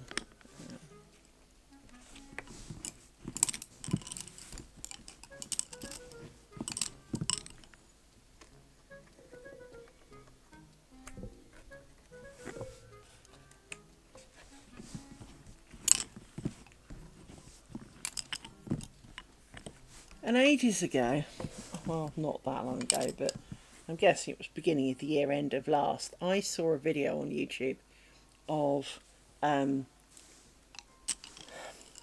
like a church hall of people, or a kind of pagoda of people. Anyway, a group of people who had got together and they were making lace. And although she was not kind of the key lady of the moment, they showed a clip of a lady with a bolster pillow, and it was huge. This thing was huge. It must have been a metre odd long. And for want of a better description, it looked like she was making chainmail. It kind of seemed to be interlocking circles like this. And obviously, you know, kind of... Now, I know that there are ways to achieve a similar kind of thing, but I was really intrigued to kind of have a good look at how she was doing it, because you don't get to see an awful lot of her doing it, but you do get to see her doing a bit. But she's doing it on this massive bolster pillow, and she's got like 50 billion bobbins, because if she's doing it the way I think, which is you take two pairs and you make like a little plait, and you actually make very thin diamond shapes. You make this long kind of elongated triangle. She says looking for something desperately to draw on and something to draw with. Where's my Sharpie gone? So here was us playing at maths last time. But you make like this long kind of shape, and then you do another one. So you have like this, and then when you put them together, because you've got another one here like this, when it forms together, it makes your eye kind of converts the outside edge into a, because you then have like points, so you've got another set of 3 there, and actually it wouldn't be straight on, it would be at an angle, but because you keep having that, you end up with triangles. But what it does is it forms your eye into this kind of round shape, and you have all of these triangles doing it, and it's kind of almost, it's basically an optical illusion in that there's no round in it. It's just looks round because your eye wants it to be round. So that would, you know, because again, that could be quite nice, and you could do quite a big piece with that.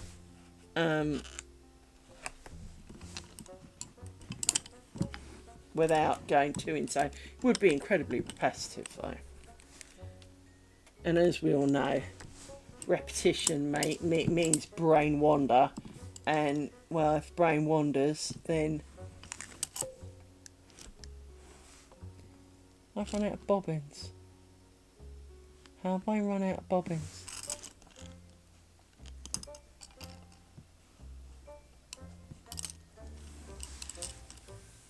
You know, if you've got idle brain cells, they tend to go off and cause havoc. 3, 4, 5, 6. You know. So you don't really want idle brain cells because, well, you just don't.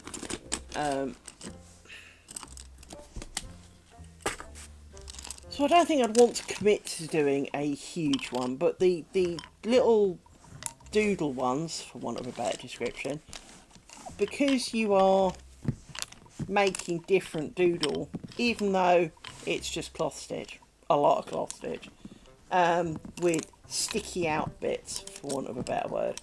So you know how, like, in a cloth stitch bit, like I've just done here, so that's cloth stitch, I would normally pin it and then, you know, do one twist on this and go back so that it's kind of tucked right into the edge. You don't.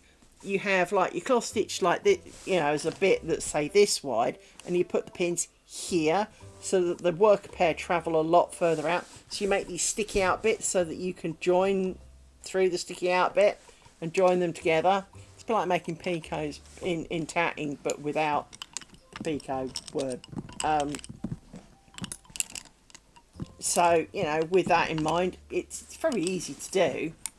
And I really like the effectiveness of it. I.e., you have a doodle, and the doodle then is made by, you follow the line with the lace, but you generally only have a handful of bobbins. Well, who's not to like a handful of bobbins to make a metre wide piece of cloth, right? There's a lot of turning of the bolster cushion. There's a lot of... But again, you have... When you've only got, say, 8 pairs of bobbins on the whole thing, well, you can just kind of chuck, chuck. Because, well, there's only 8 of them. You know, there's only so many combinations the bobbins can be in, and it's really easy to untangle them all, even if they all get in a knot. So, you know, it has many good qualities to it. It's just unfortunate that, you know, it's less than ideal in other ways. So,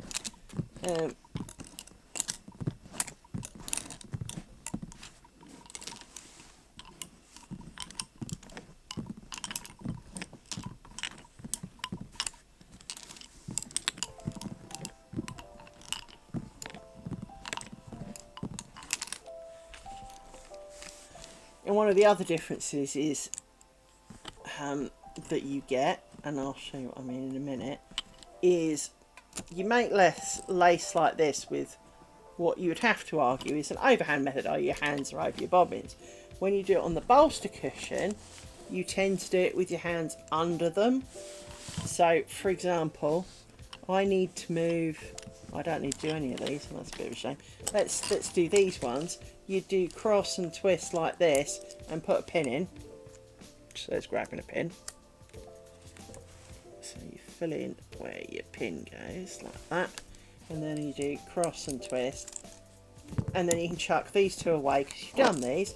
And then you move to the next one with the cross and twist. And grab a pin. And put the pin in the hole. And cross and twist. Put those down, grab the next one, cross and twist. So this is an underhand technique because your hands are under the bob. And so because you kind of... It actually is quite enjoyable to do because you've only ever got kind of a pair of 2 pairs of bobbins in your hands, and you go fiddly fiddly. Now, you will see many women who are going to do like a cross stitch back, a cloth stitch batch, pick up, say, all of these bobbins and then work their way through and put down a chunk. But of course, that's something you can work up to. You don't have to do that. So it is kind of an interesting experience from that point of view. Just because you have choices. You have incredibly interesting choices. But it is a different way of working with your bobbins, and it can be a little bit confusing at times. But of course, because you can't put them down and work on them because the thing's round, and a bit like this, it's a bit like working on this, except instead of having this platform for them to lie on, you then have to hold them, and of course then you end up doing whether you like or not, you have to do the underhand technique. You almost can't not. So if you were trying to do, if I was trying to do a tally, I don't know how the hell you do that, because in this sense, if I was doing a tally with these, you kind of hold these two ones and you swap them around. Well, if you've got to do it all with your hands in the air, that kind of, yeah, I wouldn't want to do tallies on it. Not yet anyway. I'd need to restrain my, pick a different variety of option, I think, than tallies. To start with, because, well, I'm not practiced at it, and B, I suck at tallies at the best of times, and that's when I can do it hanging on to, and I only have to hang on to the ones that I want. Gravity can take care of the others,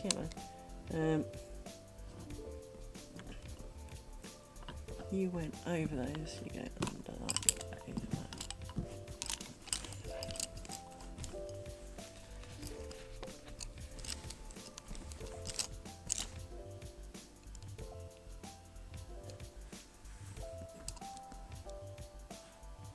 I didn't finish you off. That's what you look funny.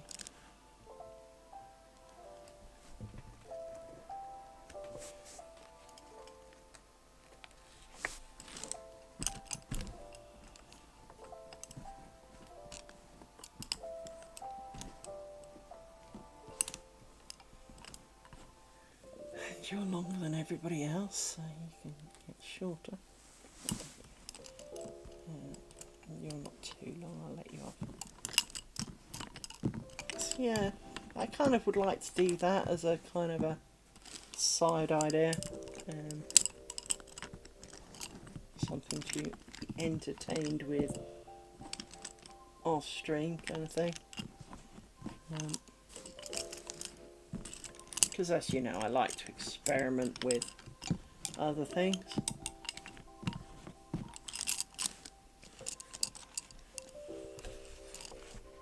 And of course it would be a curtain, because well, what else am I going to make with it? Don't need anything else. So, yeah.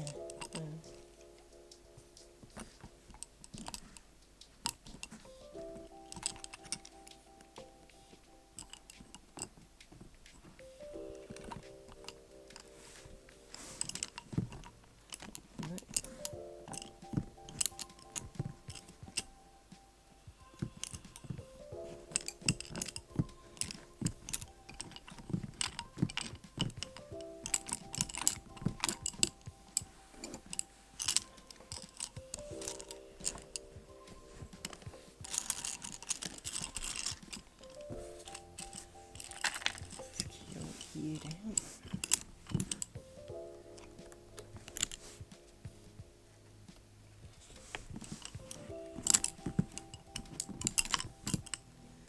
I know we talked about this with the triangles, in that some weeks you seem to be really fast and there's no reason for it, and other weeks it seems really, really slow. And this week is clearly a slow week for me. But individually, if you think about each chunk that I'm doing, it's not like it seems particularly slower. It just somehow is, if you know what I mean.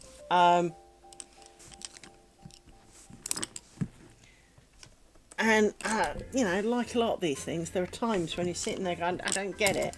I don't get why this week it seems slower than it did last week. Because here we are, we're 2 hours in, and we sewed 2 pieces of card together, and we had done the 17-inch mark, and all we have done is this tiny little bit, and it kind of doesn't amount to much. Getting long again. It's when they manage to get some bag in them that they tend to get longer. But yeah, I don't know why it seems slower. It just is,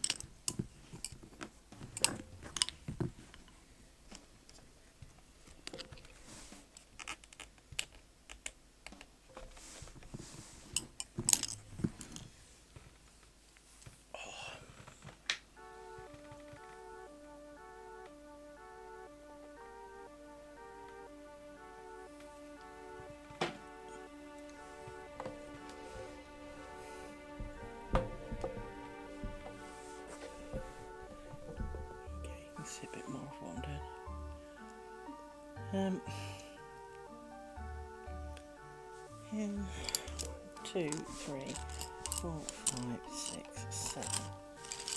Let's stick you out of the way. I don't know what we need to do.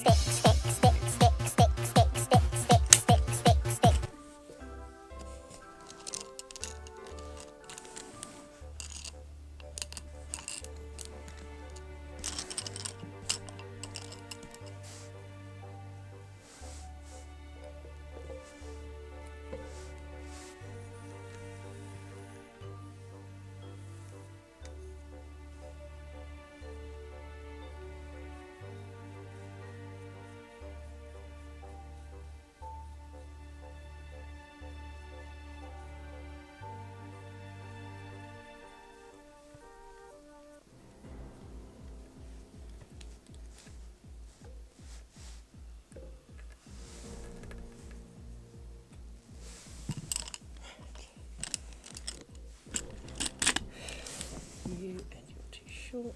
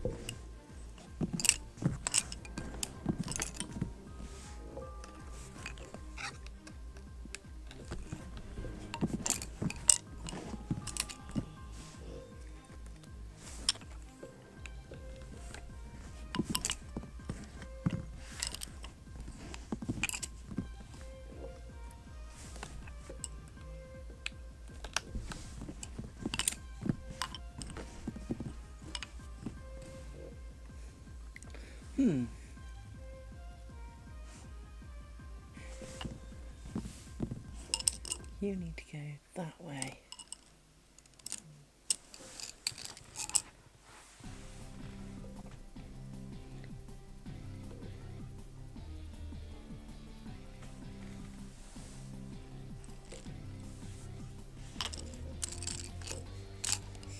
Let's take you out of it. That's the right thing to do. There.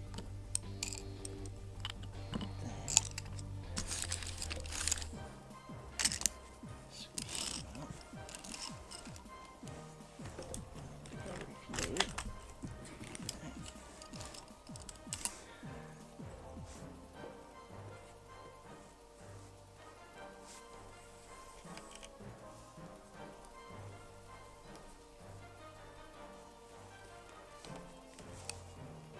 That reminds me,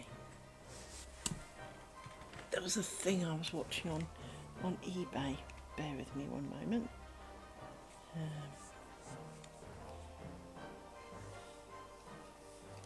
There was a thing I was watching on eBay.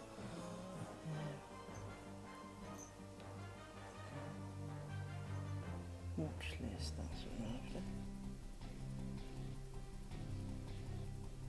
It's got 4 days to go. Okay.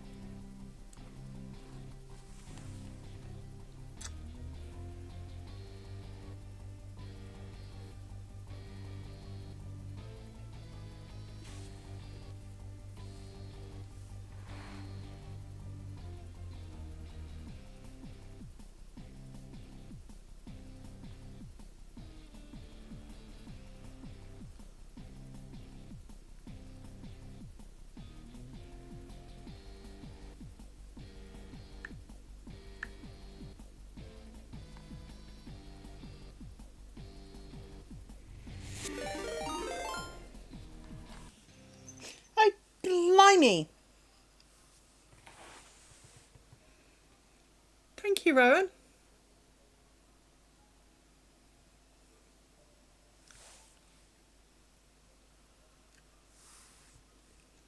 Well, thank you very much.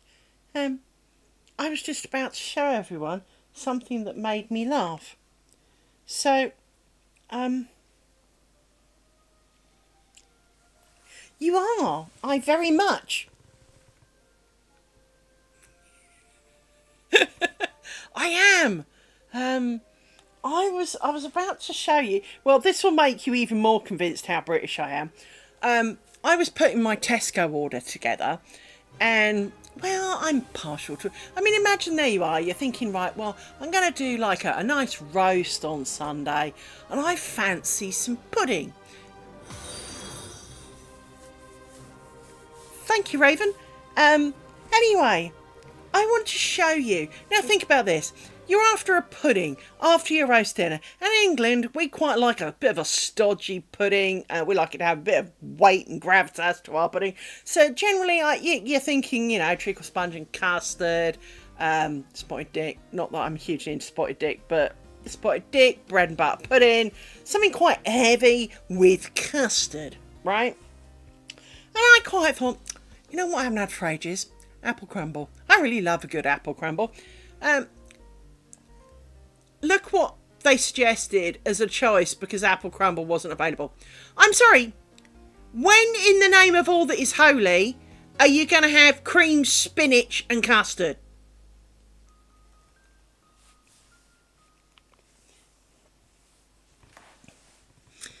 It does sound like a disease and it does sound rather fatal, frankly. But spotted dick is basically kind of a heavy sponge with fruit in it, generally kind of raisins-y type and sultana-y type things, and custard. So it really isn't that bad, but for whatever reason we Brits call it spotted dick. So there you go. So yes, but seriously, would you have spinach and custard? No, it's just not a thing.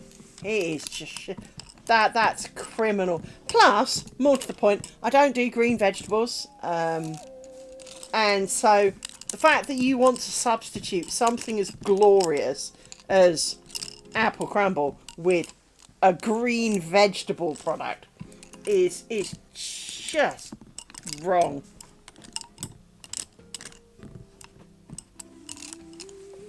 Well, darling, you can tell me how you do, and because that's not. I mean, I'll eat a lot of things as long as I like the general principles. So, I've eaten dog food. I have. I'm not going to pretend I haven't. I have eaten every single kind of dog food that you can think of. Some of them were hideously disgusting. Some of them were. Some were. That's not so bad. The hideously disgusting things are the freeze-dried liver treats. Holy moly, I would rather lick my own turds than do that again.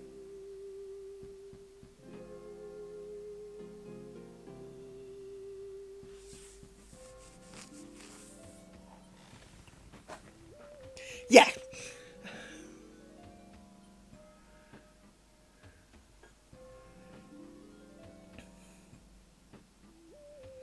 Well, to be fair, the first time I ate dog meat, and I do unfortunately say the first time, my parents' dog had, we'd had two new dogs, they were puppies, and they weren't neutered yet because most vets won't neuter a dog under 6 months old. And they like the girl to have her first season. And they don't like to do the boy too early because, well, he hasn't got enough hormones to make him kind of butch yet. So, of course, brother and sister, they got together, did the do, and then there were puppies. And after having done the puppy thing, she wasn't very hungry. She was struggling to find motivation to eat. And one of the best ways to get her to eat was to get the and hand her the individual chunks of dog meat. And what do you do when you've got food on your fingers? Nom nom, lick lick. And I looked at my hand like I'd just pulled out my backside with that kind of... That was dog food. So the first time I had dog food, the dog meat of the wet variety, that was the second one I did at least use a spoon. Right. So, once I've got over the shock and realised, well, one of the things they will actually tell you. Thanks, Fran. One of the things that they do often say over here is that dog food is actually the tinned wet dog food is actually usually prepared to a higher standard than the human wet meat in a tin, which kind of makes me laugh. But I would happily tell you that wet dog food in a tin just tastes like economy mince, right? It has no real flavour. It might smell alright, but it has no real flavour. It's really not that exciting. The dried dog kibbles, so like Baker's Complete and all the rest of it. The bacon one, holy shit, smells like a 15-kilo bag of Frazzles. I mean, holy crap. Which is why I had to try it. It does not taste of Frazzles. It does not taste of bacon in any remote feasible manner of the word, which is exceptionally disappointing, of course, because 15 kilos of Frazzles, I'd be fighting the dog off for it, especially for that price. Oh yeah, they still make them, they're not as good as they were, but they're still good, and the Tesco's version is definitely a lesser product. I mean, they're still edible, but it is definitely a lesser product. But yeah.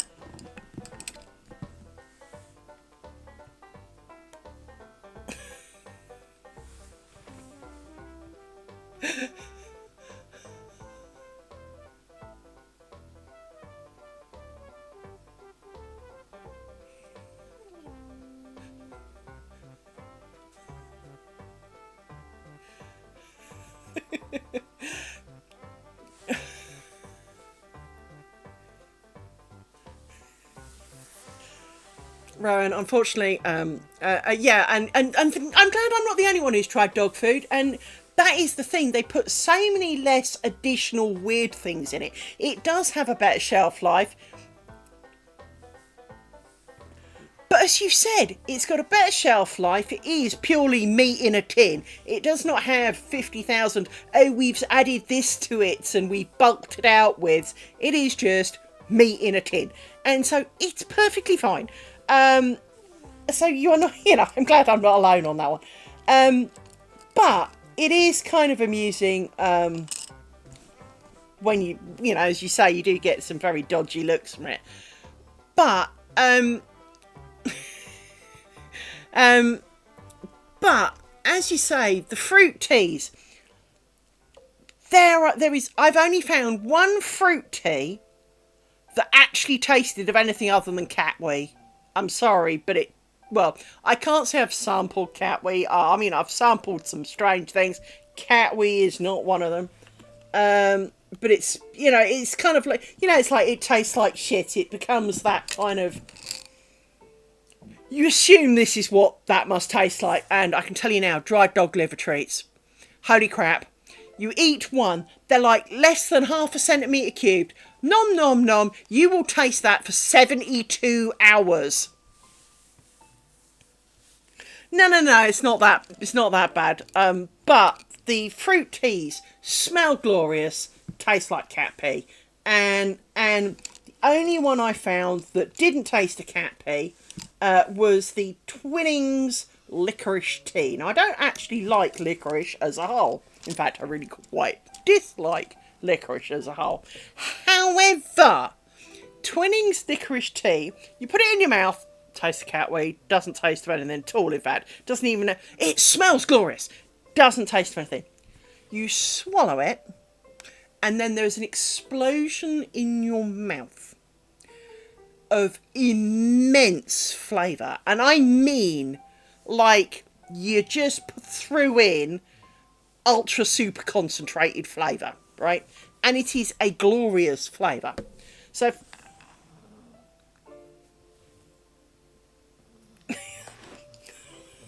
Sorry. I mean, like everything, I accept that other people like it. And I'm happy for you. But I personally... I never found the joy in it. I mean, don't get me wrong, there's lots of things I never found the joy in, so, you know, it's not just licorice. But yes, Twinings licorice tea. Start a war over tea. Yeah, that's definitely the thing to do. Didn't we already do that? So I'm sure we've done that a few times. Had war over tea. But yes, so welcome to my channel of complete mayhem and insanity. I am definitely loose of a few screws. I have no pretense.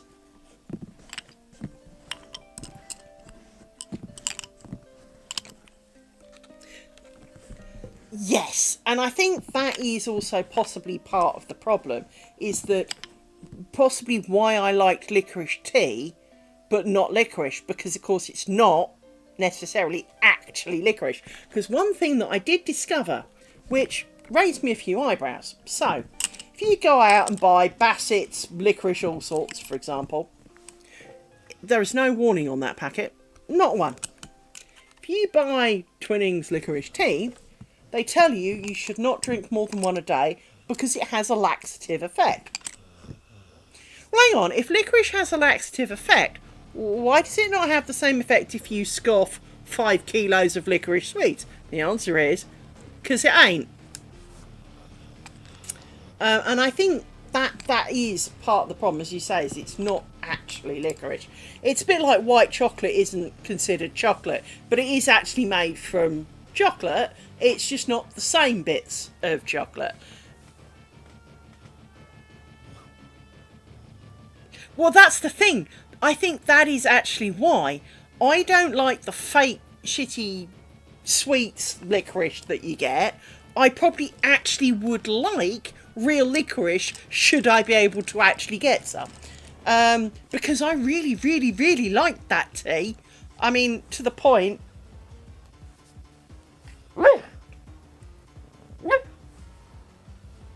No, what? No woofy mares over here. You've just made me think and see if I can change my Tesco's order. Hang on. Make changes. I've got 32 minutes. I'm going to add me some licorice tea because now I've talked about it, I need some. You know how that can be. Search. I can't spell licorice, mind. No. How the fuck do you spell licorice? No, let's do Twinings. I'm spell Twinings.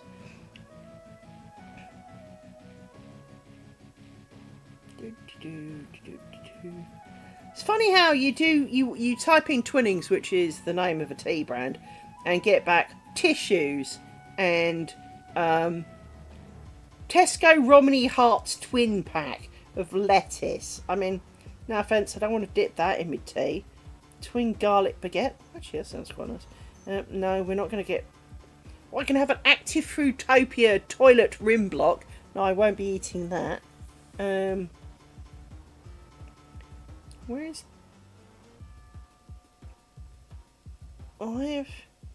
Why is there no tea coming up in my search for licorice?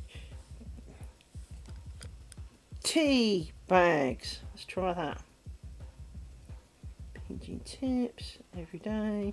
I don't want everyday tea bags. I want weirdy teas. Where's my weirdy tea section? Come on. Let's try that then.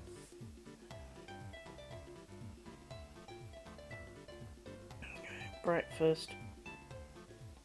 Raspberry. Sprund. Seriously. I mean, seriously, look at this. What does this say? What does Sprund stand for? English, Sprund. I don't want Sprund, raspberry and lemon. No, they're all going to smell sleep. I don't know what flavour sleep is. Apple, peach, peppermint. See, they all sound great. They smell great. They taste a piss. It would help, of course, if I could spell licorice. And I would ask you to spell it, but of course, unless you put out letter by letter, it's my text to speech while I'm staring at this is not going to find it.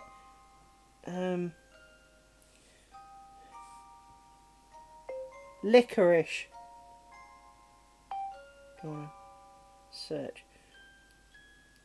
Peppermint and licorice. Oh, fuck off.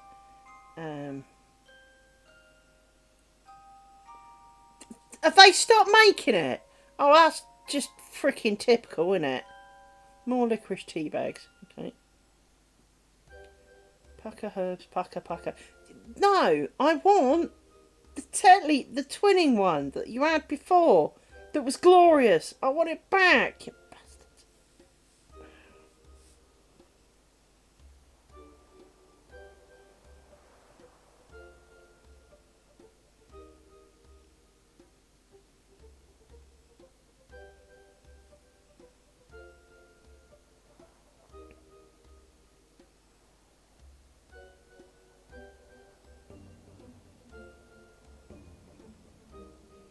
Well, pants.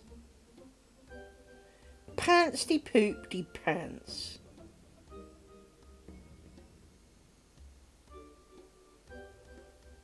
Doesn't look like they sell it anymore. Which is just suckety poo. I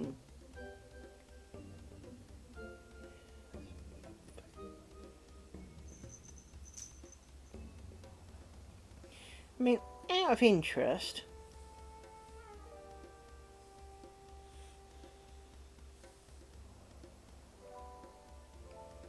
if I do search for licorice, Tesco licorice, what's in Tesco licorice? Does it tell you more?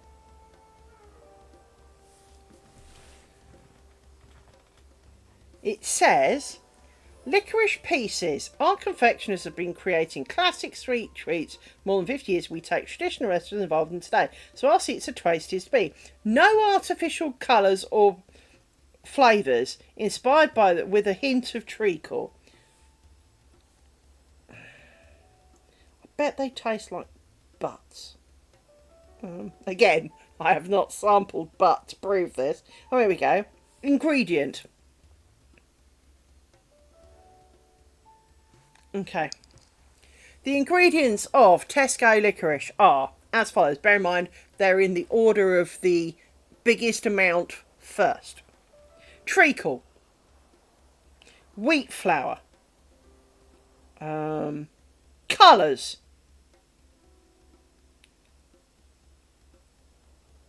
Oh no, I missed a bit. Hang on.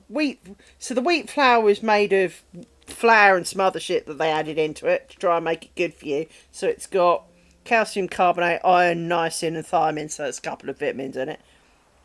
So it goes treacle, wheat flour, sugar, glucose syrup, more sugar, desiccated coconut, fuck off, that's probably why I hate it, palm oil, so oil, sunflower oil, more oil, licorice extract, so hint of a hint of licorice, beef gelatin, then flavourings and some colours, and then finally a glazing agent and a fat reduced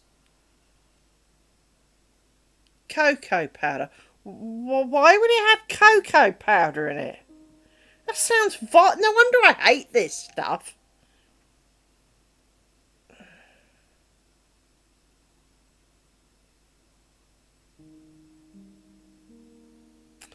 Well, maybe not so brave today. Maybe not so brave today.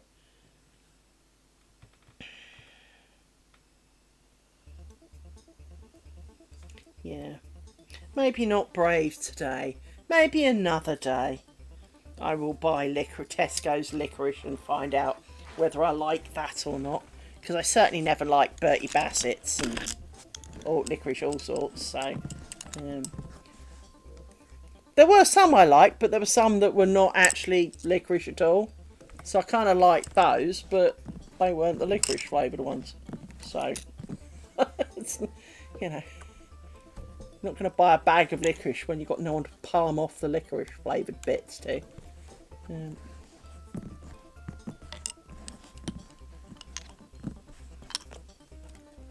But I think, to be honest, that's often very true, is that you can have you can be put off something by having a bad version of it that's not really real, so artificially flavoured whatever, pretending to be the real deal, so that when you actually, if someone offers you the real deal, you don't want it because you've conditioned yourself to, but this will taste like the one that I had, and I hated that because it was disgusting. Well, it's not really its fault, you know, when the deal is that what you actually had tastes nothing like the real thing. It's like when medicine claims to be such and such flavour and tastes rank because, of course, the flavour is not strong enough to mask the rank. Now, on the subject of medicines, we all know that many medicines do not taste pleasant, and that's fine, as long as they fix us, we don't really mind. But we've all had one of those sugar-coated ones that's got a bit stuck, and then you discover why they coated it in sugar, because you're now gagging on it because it tastes vile. It is distinctly unpleasant when that happens. And having been on the end of that quite a few times, to be honest, it is not something you wish to do in a hurry. And, well, it is kind of odd how you look at the active ingredient in your pill and it'll be like, you know, 1 millispout of microgram of nothing, yet it tastes like half a kilo of dog turds. And you're like, how could such a small amount of nothing taste so godforsakenly disgusting? It's super concentrated yuck in pill form.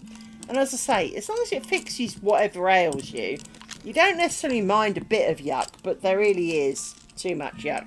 And as I said, freeze-dried dog liver treats. Now, I can do liver. I have nothing against eating liver. I mean, I went round a friend's house once and they kind of looked at me a bit funny because they know I don't do green vegetables. I kind of went, "Are you all right with liver and bacon?" "Yeah," says me. I thoroughly enjoyed it. They made the most glorious meal, you know.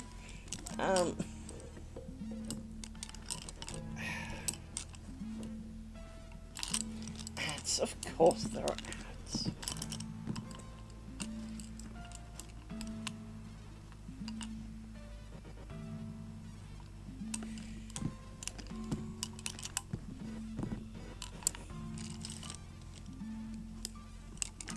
Yeah. Yeah. And again, even if it was made from freeze-dried, once really the real thing, any process that you add to it detracts from that. It really does. You end up with it either enhances the flavour.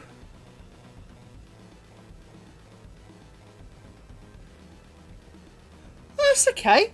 What are you doing to your car, and what kind of car is it?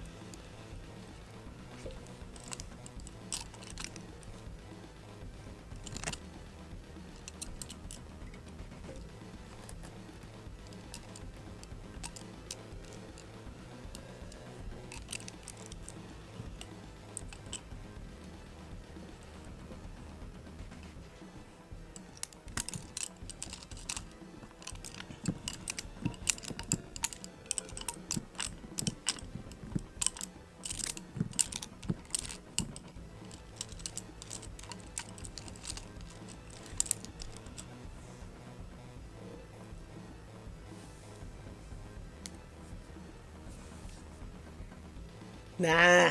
Okay. So it shouldn't be too hard to work on. It's not like you've got to, you know, clean out the pistons or anything. You know, I mean, it should be fairly easy to manage.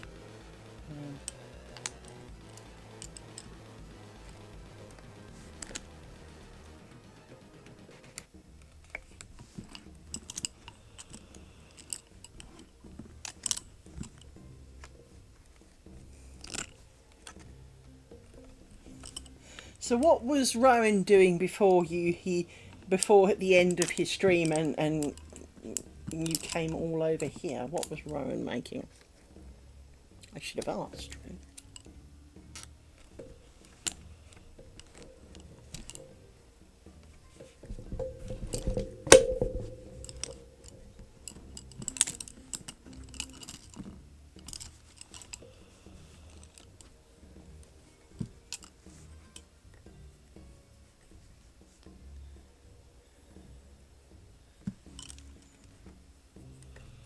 Fair enough.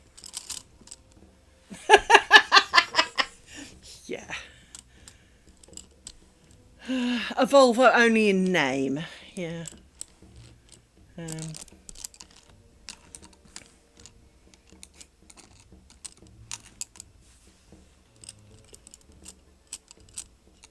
See, I own a Mini.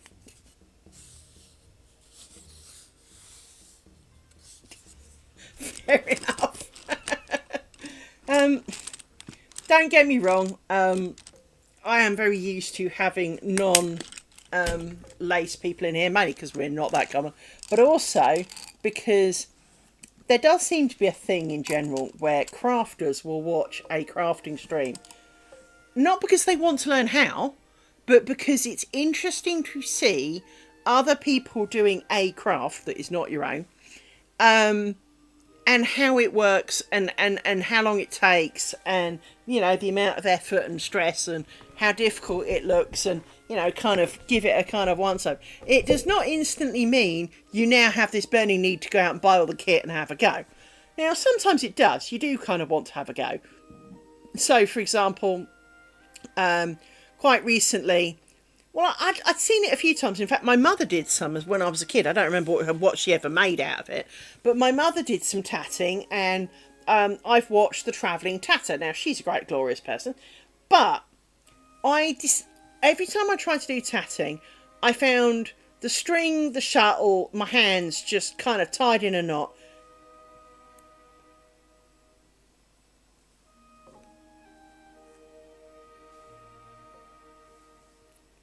Well, but you don't have to be a stitcher. That's not a thing. So, for example, this is a normal tatting shuttle. And the art of tatting, you... Hang on, need to undo a fair bit. You need quite a bit of string. So you do this, and then... Possibly, because, you know, you are a pain in the butt. And I love you dearly. But you have to kind of hold the thing and do things like this with it, and kind of fanny around. And I found the whole fannying around bit with this too hard because there's too much of it, and I managed to get into needle tatting, which is a lot easier, which I demonstrated yesterday, and also found these, which are obviously considerably much smaller, so you can there's just less getting in the way. But I have been making this not very fast, and I'm not putting a lot of effort in, but I am making this, and so you make each little individual flower, so, and attach as you go. So this is a side project of mine, which, you know, I monumentally suck at. I'm not going to pretend that that's not a problem, but lace making is basically what I do on stream. I do have other hobbies, so I do knit, crochet, spinning. I can sew if at a push. Weaving, I like weaving. And here's a thing that I throw in here at this point as a demonstration of thing that I made, mainly because it's to hand rather than it is the best of me. But I made this, which if I zoom in, zonk, you will actually see, if you look carefully, that this is not me poorly doing it. It's a...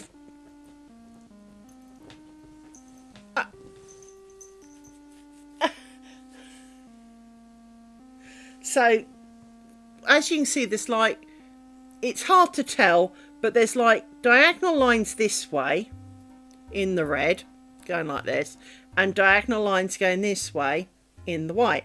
And basically that's how it works, is that it allows you to have different directions, so one colour show you have, if you have a block of 4, on the red one there'll be 3 red bits and a white one, and on the white one there's 3 white ones and a red bit, so that's how you end up with the different colours.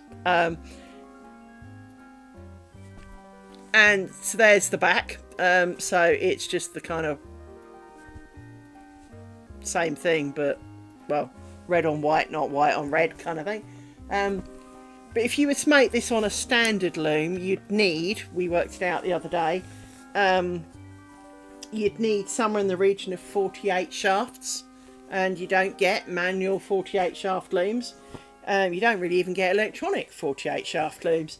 But mine is a manual loom. It's known as a draw loom, and what this means is that you have 2 lots of controlling mechanisms. One's that does the ups and downs at the front, but one that kind of, so instead of 4 where you'd lift 3, pull 1 down, for example, you don't.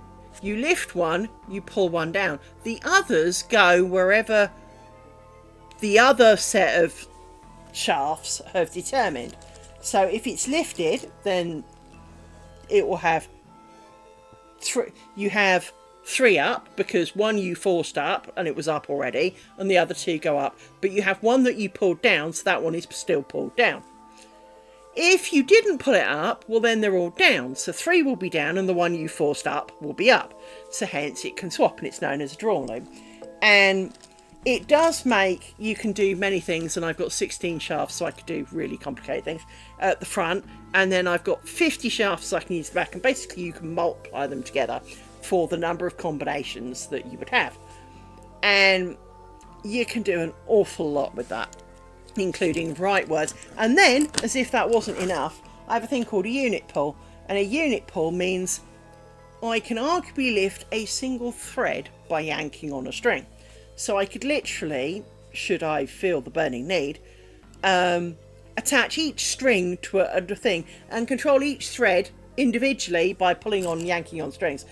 The idea is generally not to, but instead of having 50 shafts, say, in a V shape, what it does mean is that you can pull 1 up out of order, and so make words and the like. Or you generally would have, you can have them attached to both, so they can be on a shaft and on the unit pull. And so you can make words by pulling on all the strings to make the words, but still make a general pattern outside of that, without having to rewire the whole thing. But you can also,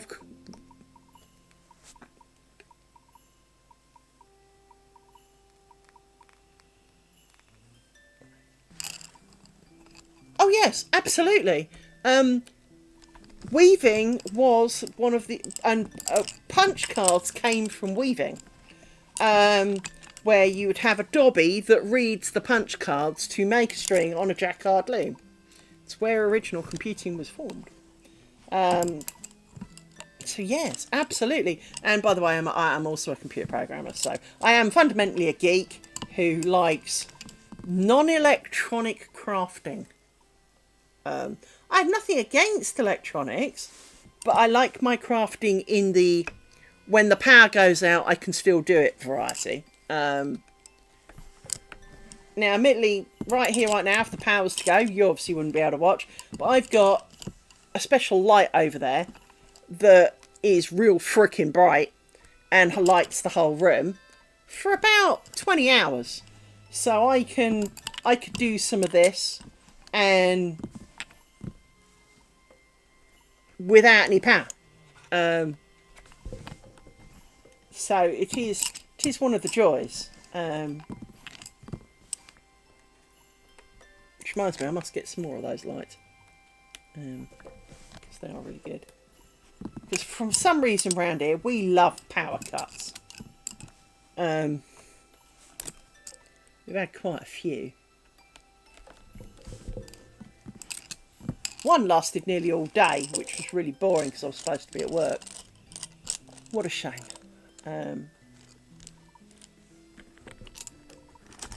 You're supposed to be in there. Go in there.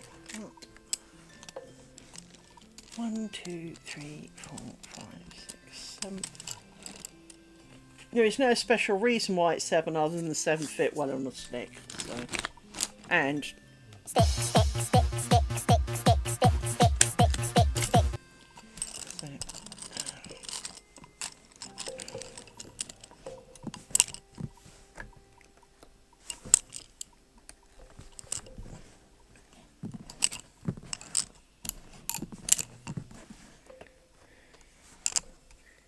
Fair enough.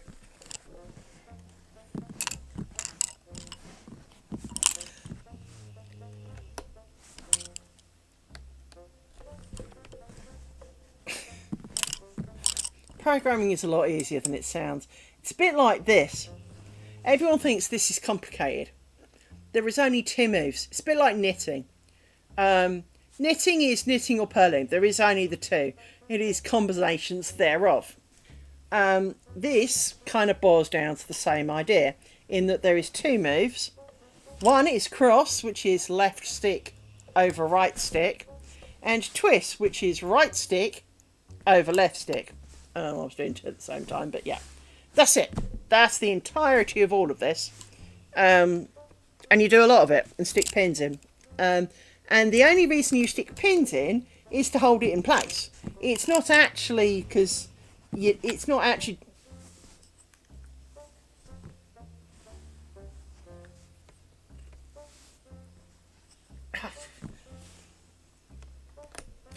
Well, one thing that is very true with crafting is that you can bet your ass it has a stupid name, and that is more to the point, right?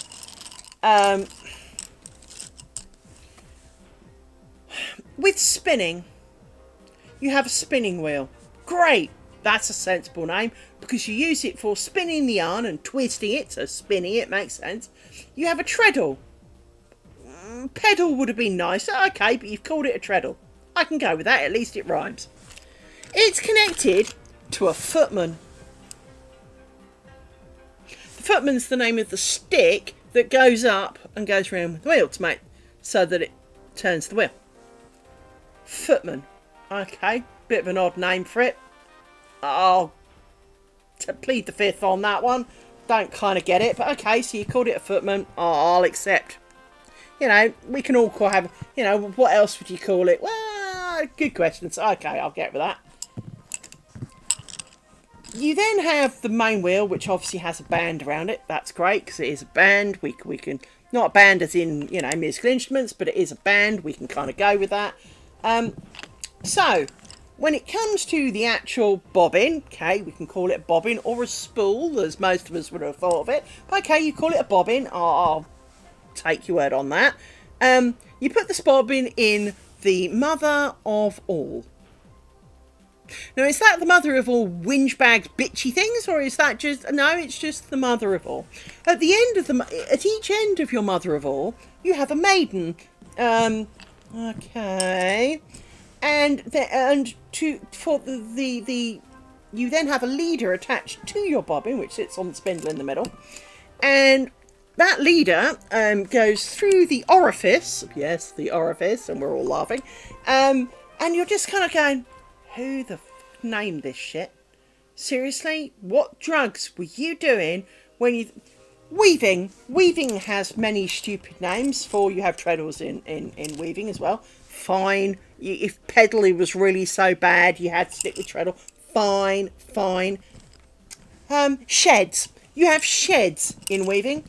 So when you have things up and down, the gap in between is referred to as a shed. It is not the wooden structure in your garden where you stick your lawnmower. It is the gap between up threads and down threads. They're called sheds. Seriously, people, find other names for it.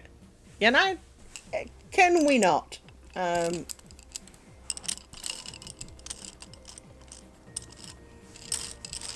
let's do a bit more of this side. Oops. You crossed over and you shouldn't have. Okay. You've leaped into freedom. Now, the astute of you may have noticed that some of these threads look a bit grubby. Yes, they do.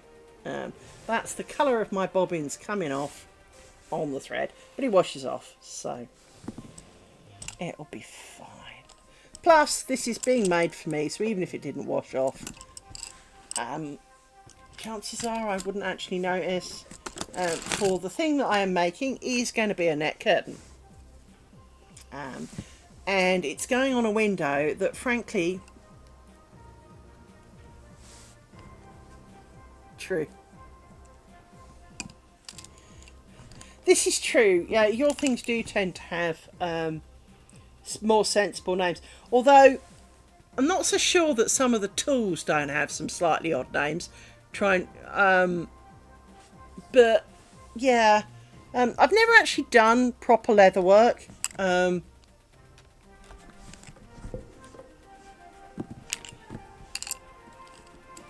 Nothing against it. I've just never actually done proper leather work.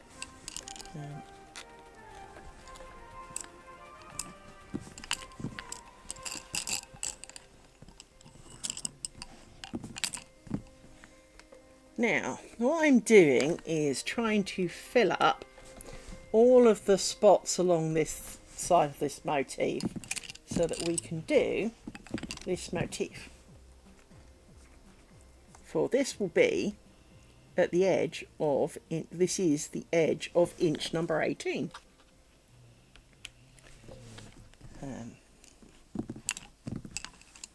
And for all of those who were here yesterday and have snuck in quietly, yesterday, or earlier, I had been moaning about not having the continuation, and as you see it gets a bit darker here.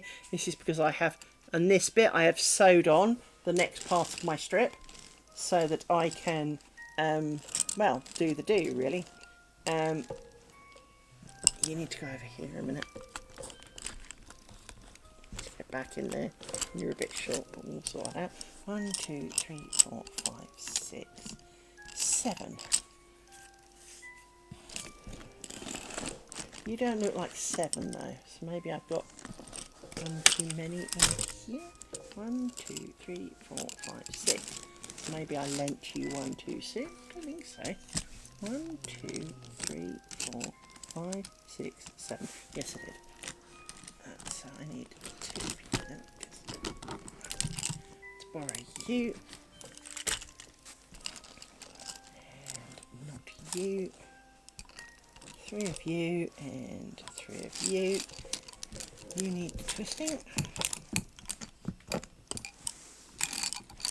then we do spiders. See, I know why they call them spiders, because they do kind of look like spiders. Now, as I'm doing them here, they look more like snakes. So we do in fact refer to them as hammer snake. And if you were around back in the 90s when that came out, you will understand why I call them hammer snake. Because that lives rent free in my head as a result. I think it was 90s, it was either that or early 2000s. Because, well, they do look like snakes, frankly. Slithering up the side. For anyone who's interested, there are camera controls, so if you get bored of the view, you can move the camera around a bit. You can't really view anything that's not the picture, other than maybe a bit of grotty carpet somewhere. But you can move the thing about, you can zoom in, you can zoom out a bit, you can move it around.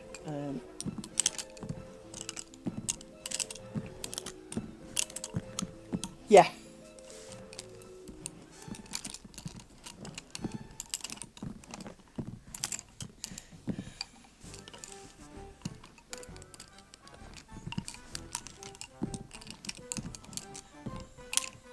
Yeah. I bear in mind I work in computing as my day job, so there are phrases that don't work well in a work environment, and yeah, you have to be very careful with some of them.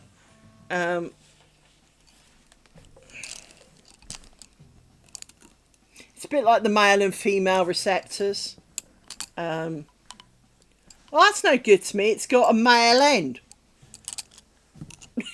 You know, this is not the words, you know, best coming out of for anybody's mouth, frankly.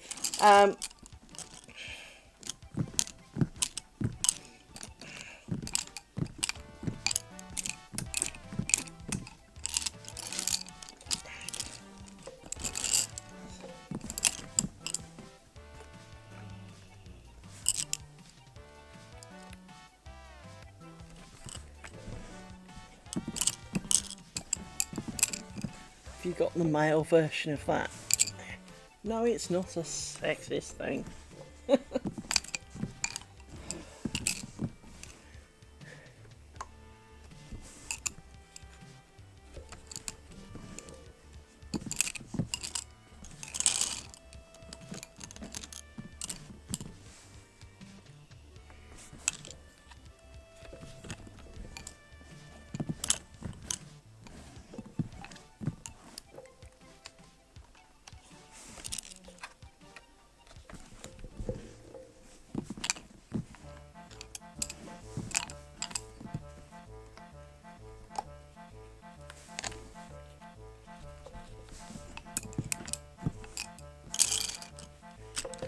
Still, yeah.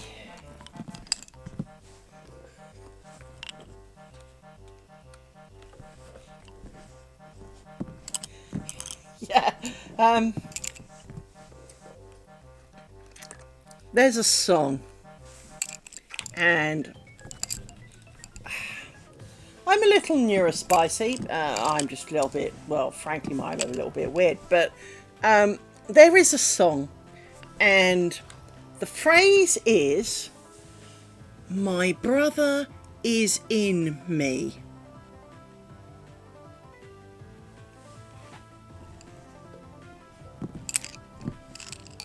Now, this does not sound like something to be boasting about, frankly.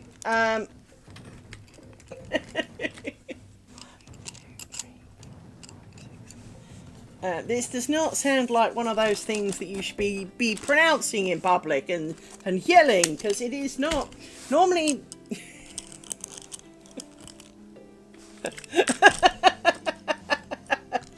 No. There's also the song with "What's She Gonna Look Like with a Chimney on Her?"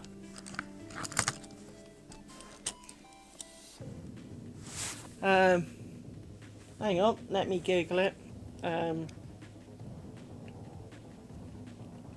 I will be able to show you.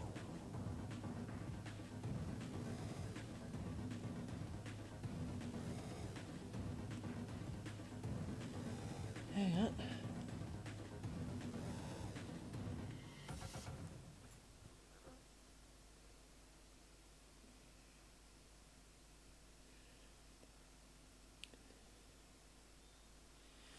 So, bear with me one moment and I can demonstrate. So, we will click on some buttons, bear with me. Click a few buttons, turn off the music that you're currently listening to. I assume it will be available because everything else is. So,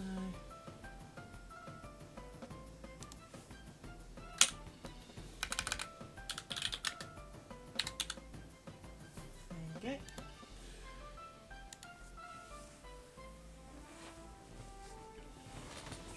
Listen to the lyrics.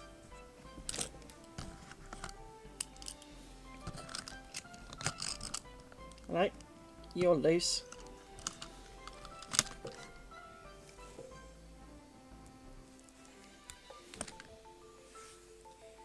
Where's my glue gone?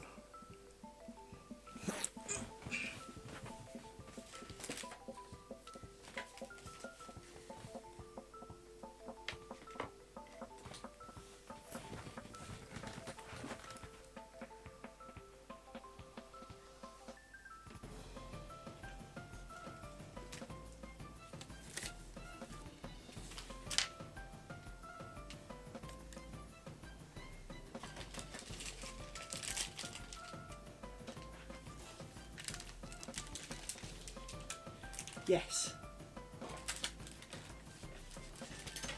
Right, I'm going to look for my...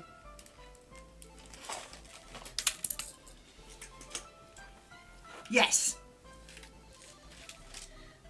It is! But the lyric still is, what's she going to look like with a chimney on her?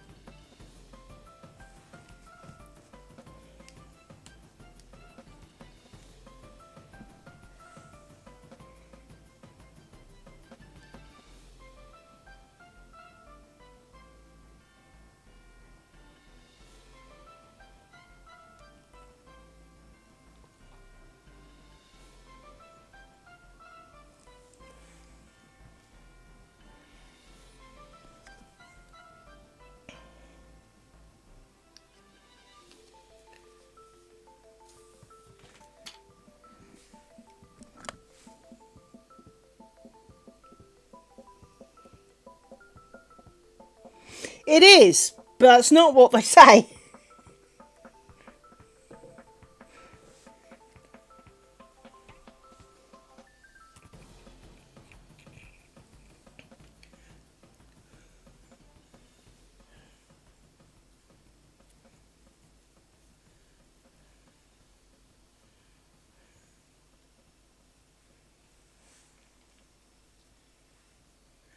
I feel the lyrics are escaping me at the moment. Why we haven't heard it yet, but it does come up, so I promise.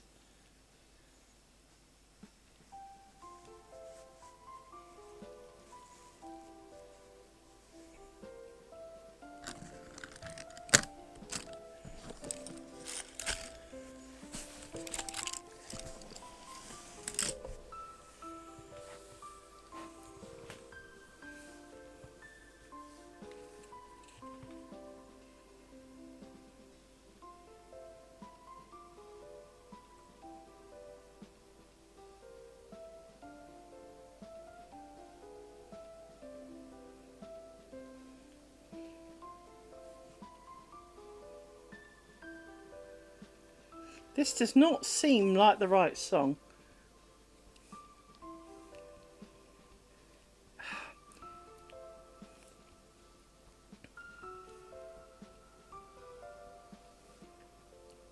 Hang on, let me check. No, this is supposed to be it.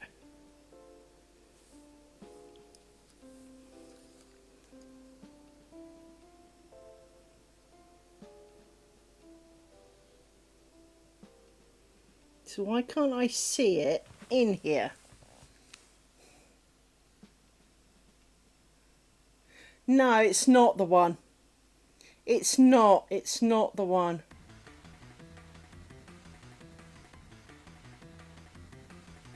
No, hang on.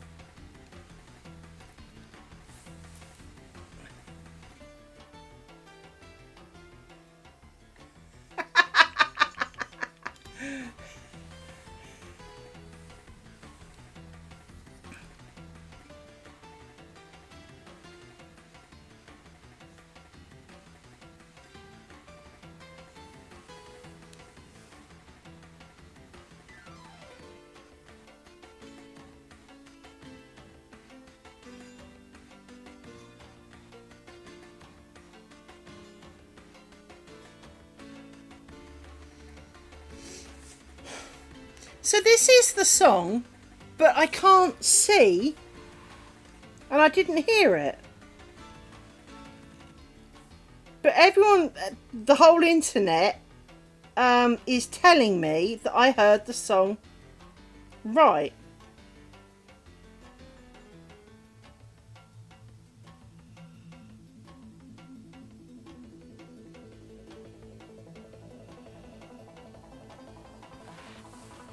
Don't need this, thank you.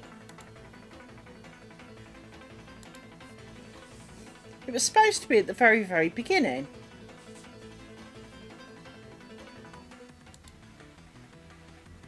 No. This isn't the same song, is it? No, it's not. Try it again. Should be right at the beginning.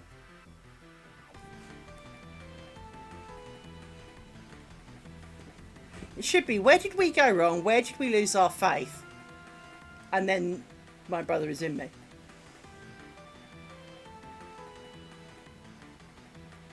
This may be the wrong version of it, of course, somehow. But it's the right people.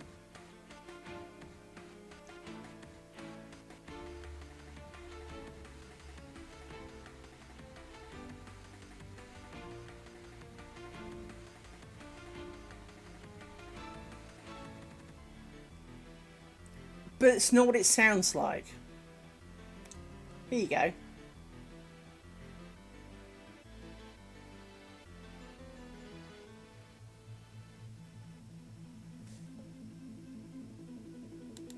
You really do hear my brother is in me.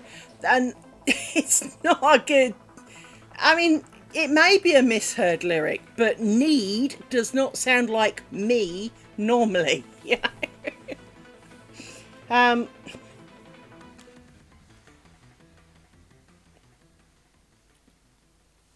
is funny how there are quite a few songs with misheard lyrics, and there is a part of me that goes, if the lyrics are that badly misheard, depending on what the lyrics should have been, obviously, one needs to look to one's diction and not blame the fact that their hearings, you know, they've all got dirty minds or whatever. Sometimes it is how you said it. So, I mean, as someone who did choir when she was at school, our eyes have seen the glory of the coming of the Lord. Do not say our eyes have seen the glory, because you did not rise. They are our eyes, not our rise. And if you actually try and say our eyes have, you say it is a natural thing. Our eyes have seen the glory of the coming of the Lord. You do sometimes have to, especially, make sure that you enunciate the right things. Now, obviously, I am guilty of singing Most Highly Flavoured Gravy. It's supposed to be Most Highly Favoured Lady. So do not get me wrong. I have most distinctly done that. And I have done a few in solo, I need to point out. Because I am that kind of kid. But it is kind of amusing when, as I say, if you've got a lyric that is misheard that badly, you kind of need to ask yourself why, and the answer is because the singer was not good enough at enunciation. One of the other songs that I pick on that's kind of more recent is Towers of Gold from The Greatest Showman.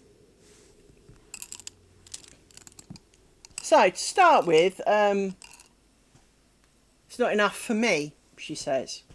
And then later it's for May. No, it's for me, darling. We're not talking about the month here. It is for me. Can we sing the right word, please? It's a bit like you often get new, not new. That could be annoying.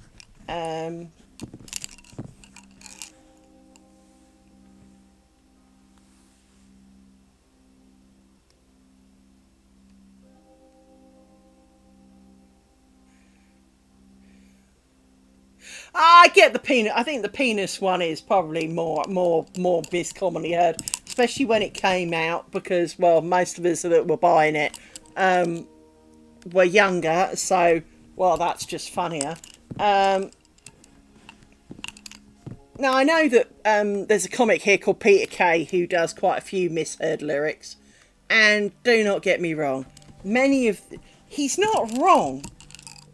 A lot of the time he is not wrong in that some of them it is a bit of a stretch, right? And he's kind of almost deliberately looked for things that you could warp into something else. Now, interestingly enough, for Final Countdown, I've always thought it was We're Heading to Venus. I never had a problem with that. But my brother is in me. I was adamant that that was the thing, right? And, you know, frankly, still will not hear it any other way. Alone. The song Alone from the era of Joyce. There were 2 lines in there. I could hear every word except for 2 lines. And it's hard to explain, but basically my brain cells would not comprehend 2 lines of that song. And it almost couldn't give you any substitutional words for it either. It just couldn't tell. It could hear noises. It could hear... And the worst part is if you look at the lyrics, I almost can't look at the lyrics and tell you which 2 lines it was. So hang on a sec. Lyrics alone.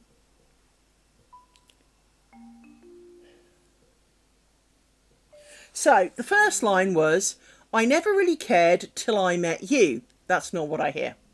I get the I never really cared. I'll agree on that.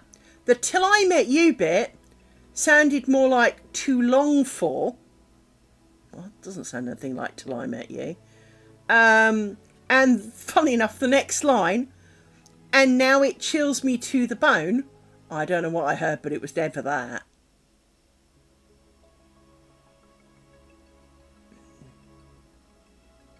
So yeah, those 2 lines. The rest of the song, absolutely, word for word, clear as crystal day, except for those 2 lines.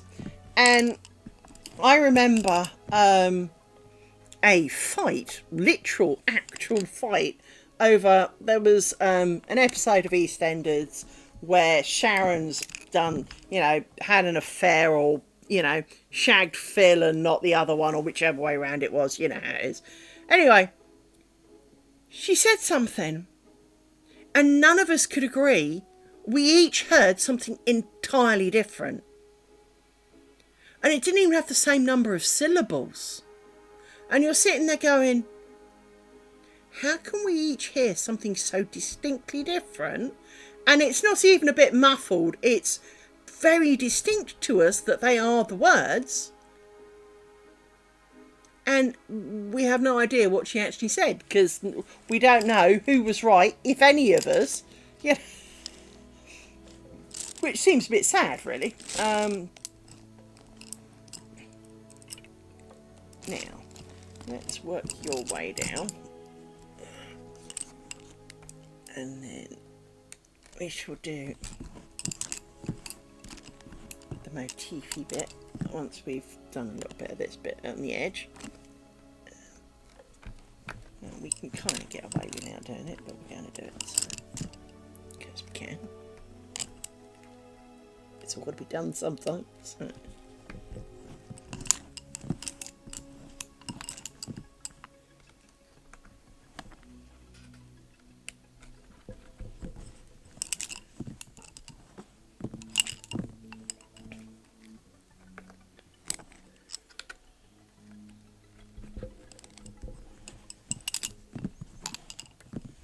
Yeah, misheard lyrics are always good for a laugh.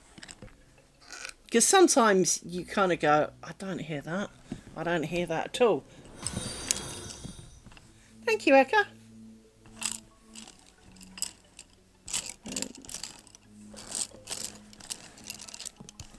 Now, I'm going to put some of you away temporarily because I need space.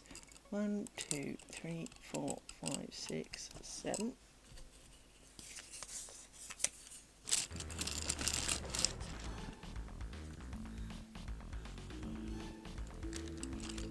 Well, I'm here most evenings. I do a really late night one, depending on where you are. So I do a late night Saturday one, and I do earlier on Fridays and Sundays, so 2 p.m. my time rather than like, you know, evening. So I have very scheduled, but I have filled in my schedule as an approximate time basis. I do have a Discord to tell you if I decide not to bother, but or why I'm going to be a bit late, i.e. I've only just started cooking my dinner, that kind of excuse. But yes, it'd be good to have you back. Much enjoyment, thank you.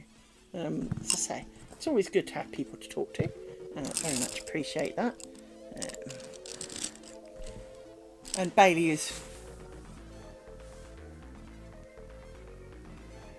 Ew, crunchy crunch, poor mouse. I like mices, I do like mices. Not a fan of rat, but poor mouse, you stepped on his head. Crunchy crunch. At least he was, well, he's dead now if he was not before, so, you know.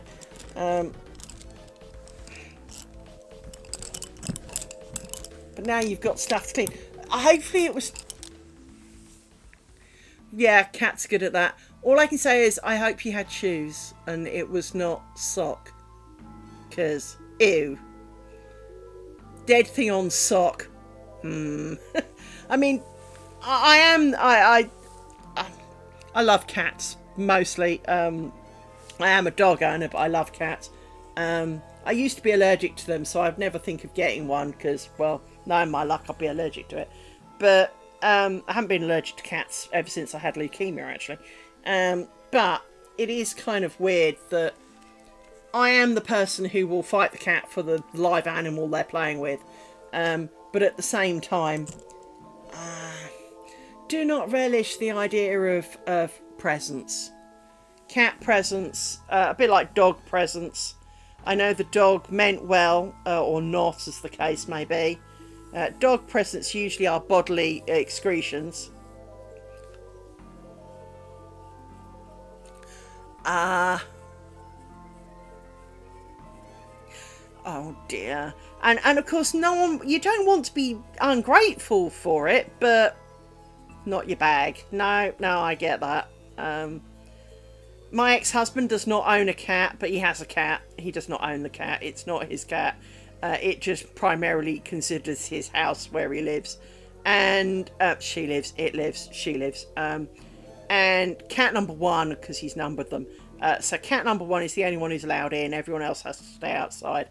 But cat number one does come in. So he's his own worst enemy. He moans that he's not got a cat, but this cat comes in and, you know, sleeps in his bed and, you know, all sorts of things.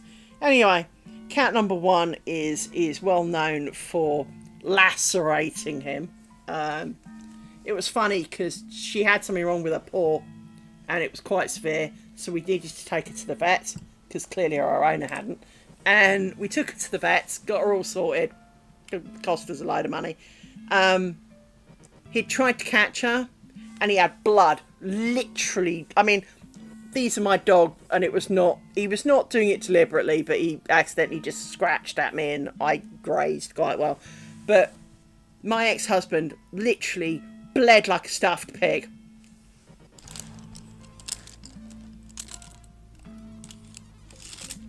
Hey Nick Kisser, how you doing? But so he fought the cat and lost a lot, and then phoned me. I went next door, got their cat basket, went over, picked up the cat, shoved it in the basket, and not a single drop of blood was spilled. And he was like, "How did you do that?" "It's not my cat." "Well, it's not my cat." "No, but she considers you hers. She's scared of me. I smell of dog, and she does not know what I will do to her. So she's scared of me. I can go and pick up that cat and shove it in a basket. You can't. I can." He was like, you know, so I then patched him back together.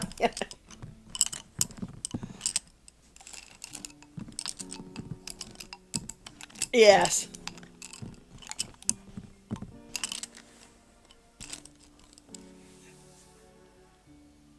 Yeah, crunch of mouse head.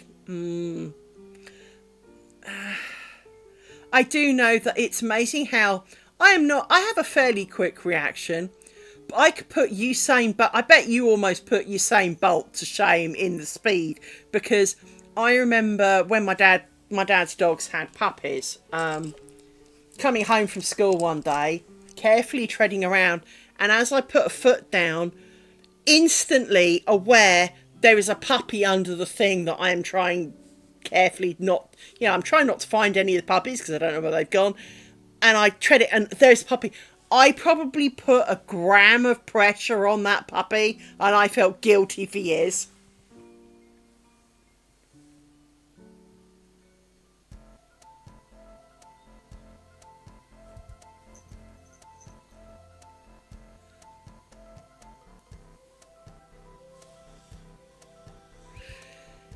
Yeah, cats are funny things. I saw.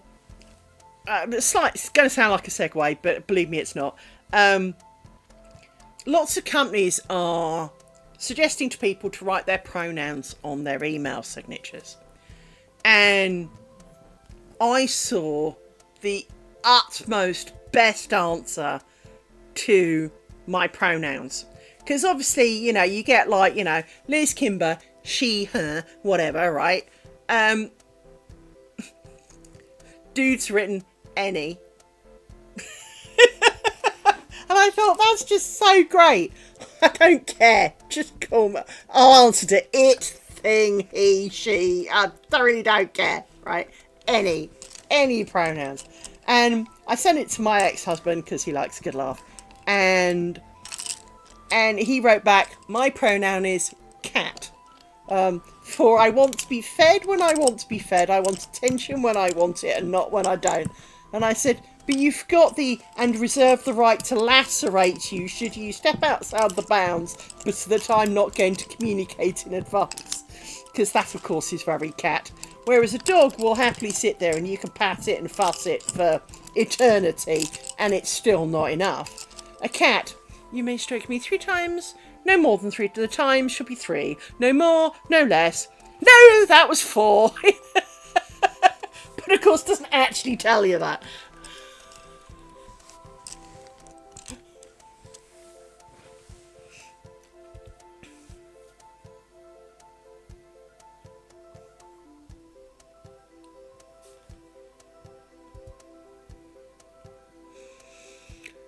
Yes.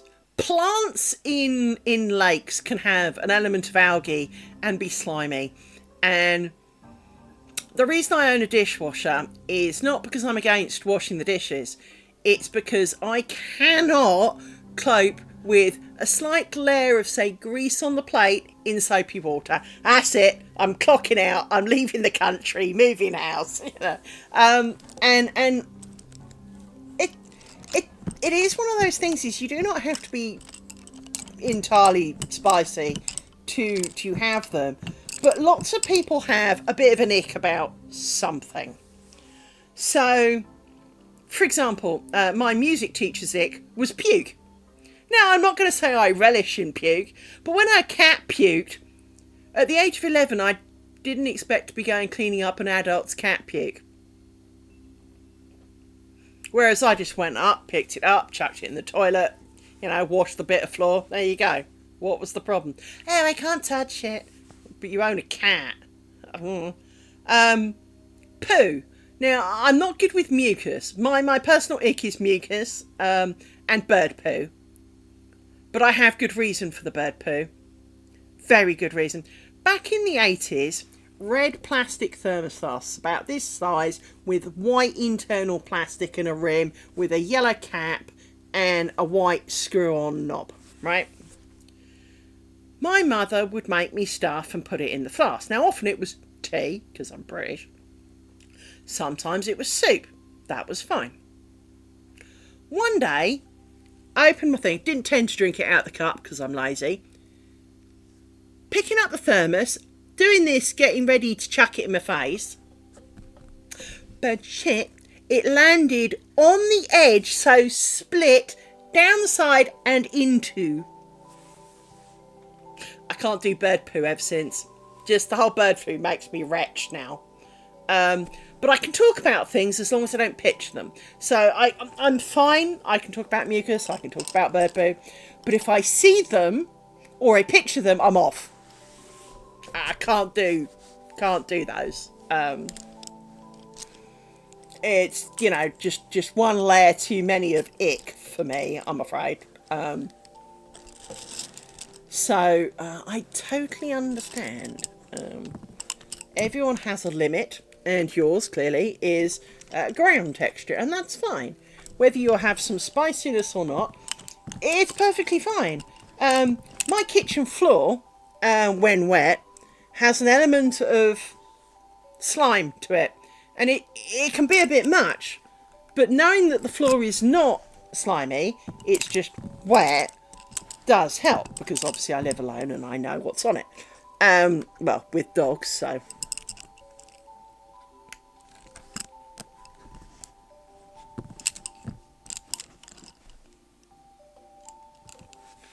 Ew!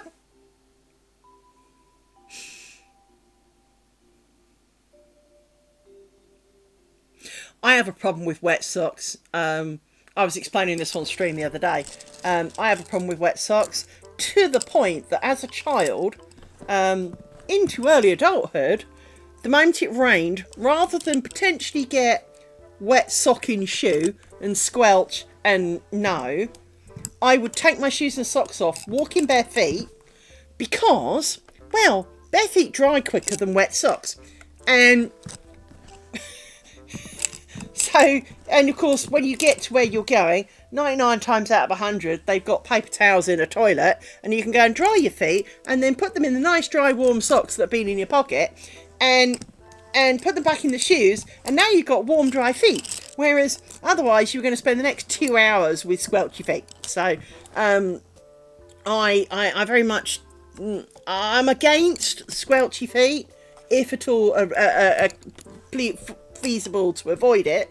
I mean, it does happen, but I really would, you know, go out of my way to avoid said squelchy feet. But I have to say, the idea of stepping on a foot and feeling the squish in your toes, yeah, wet sock, at least it is only sock.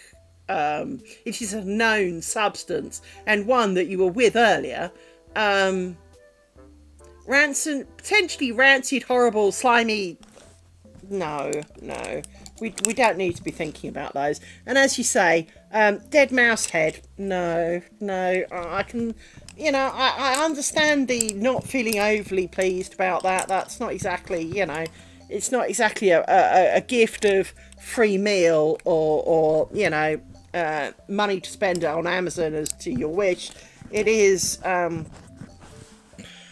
gift you really don't need to receive, you know. It's one that you can live without, for sure. As I say, it is one of the advantages of dog. The only presents you tend to get from dog are the bodily excretions when you should have let me out and you didn't. So I have now decorated your floor for you. And of course, there is no one who gets out of bed quicker than a dog owner hearing the dog retching noise. Evening. So yes, strange conversations, but you know, got to talk about something, because frankly, if I talked about what I was doing, it'd be boring. 1, 2, 3, 4, 5, 6, 7. Actually, I want you momentarily, so we will put you in a stick for now. You're out the way. Ads will be here very shortly. If you've just arrived, I do apologise, because the ads will come in about 2.5 minutes, as is always the way. I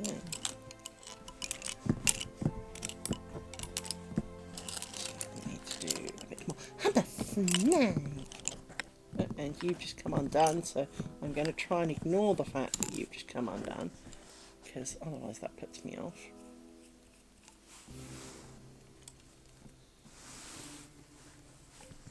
Should be impossible for it to come undone, but they seemingly manage it. It's just the way it goes.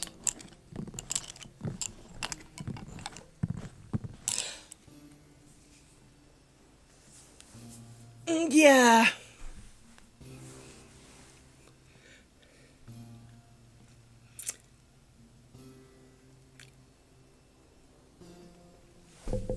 It is distinctly horrible. It is horrible. I understand that.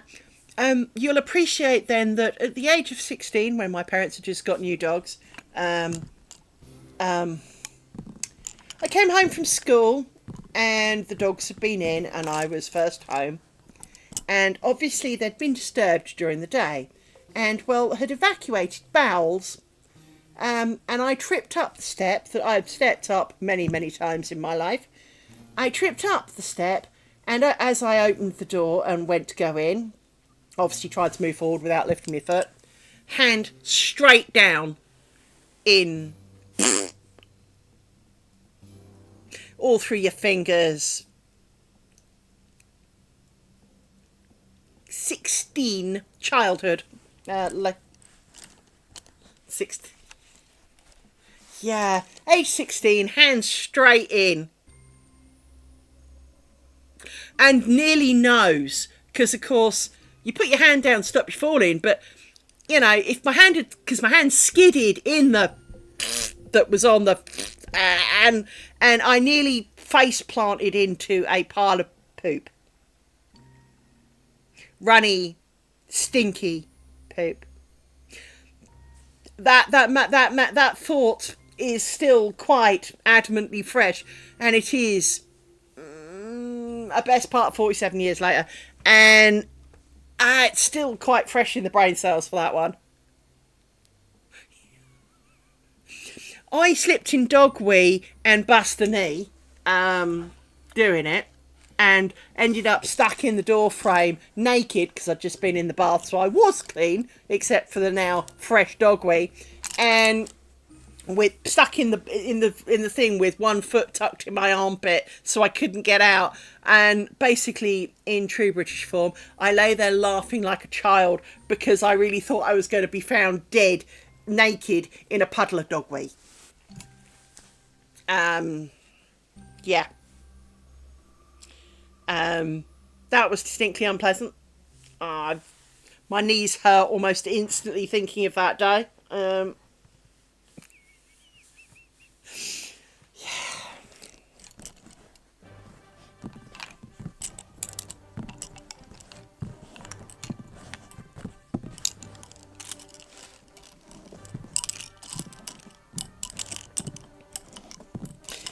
All it was, cheap laminate floor, dog wee.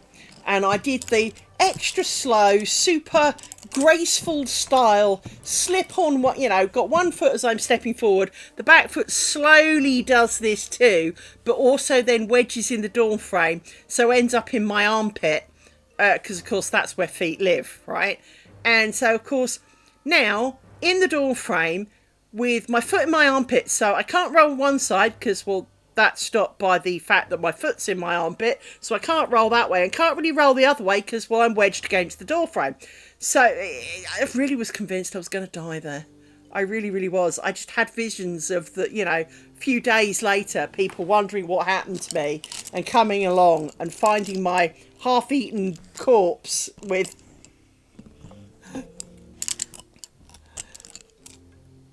Yeah, feel free to drag it out. It is past midnight, so I do understand, right? And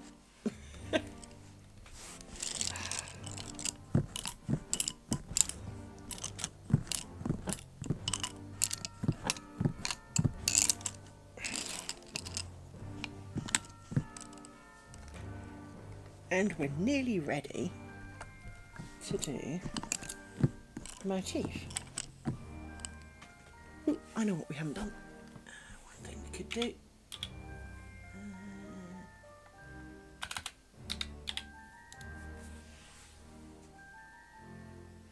Not quite. I hold on to that thought for a minute.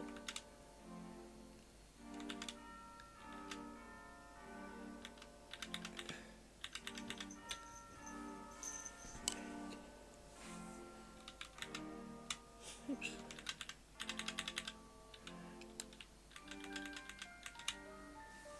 There we go. Right. So we need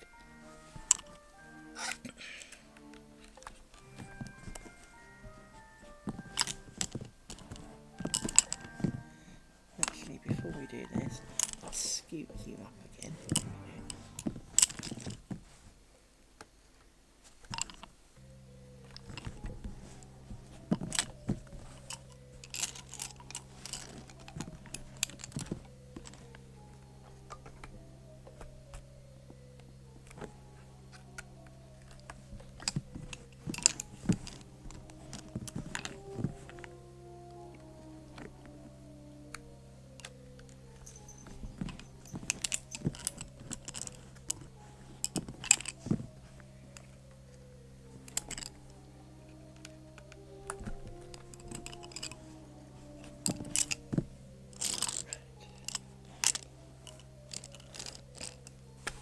You need a pair of you in it, like that. You get to wander over there, so we shall. I need you temporarily, okay?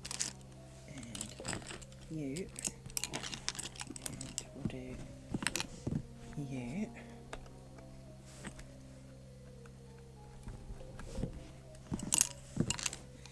One, two, three, 4, 5, 6, 7. That's good. That still adds up. And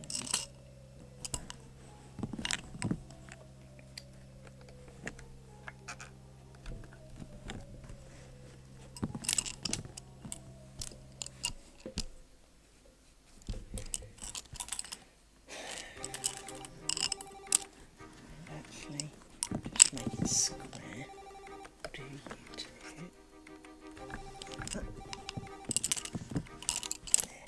That's better. Right. You'll go in 6. There. Now we do motif luminal. I need all of you. Well, I don't need all of you. Do.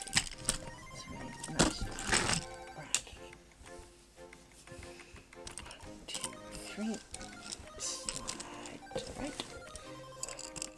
1, 2, 3. Left.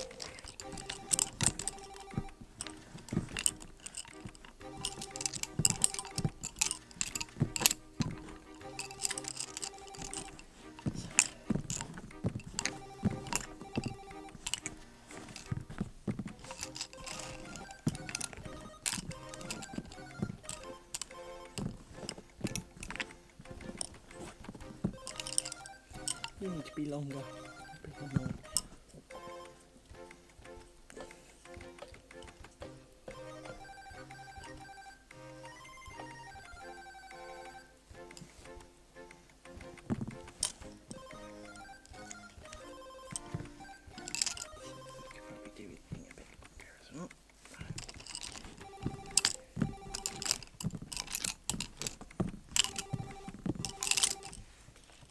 Oink.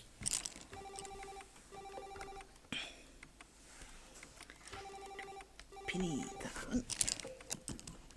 I'll give everybody a tag. Oh, ow, oh, ow, knee. Oh, oh, oh, ouch. Right. And then we do the other half.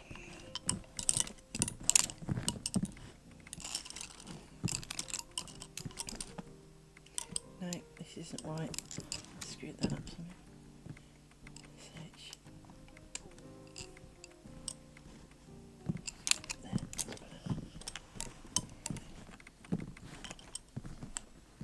You're now too long. Right. Okay. And finally,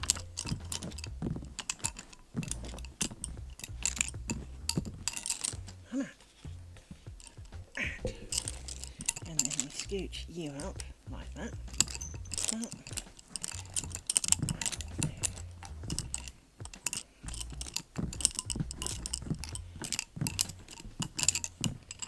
Then we get 3 of you. And the rest of you. And we do the same again.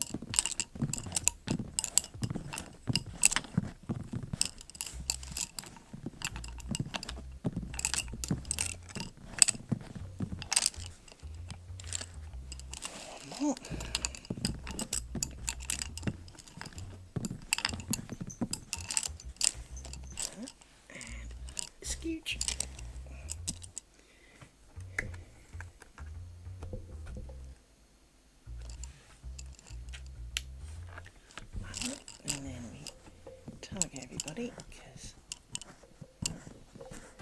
you definitely need tugging a bit straighter. And then you go over that a little bit. Okay. Slide in out. Do the other half this one.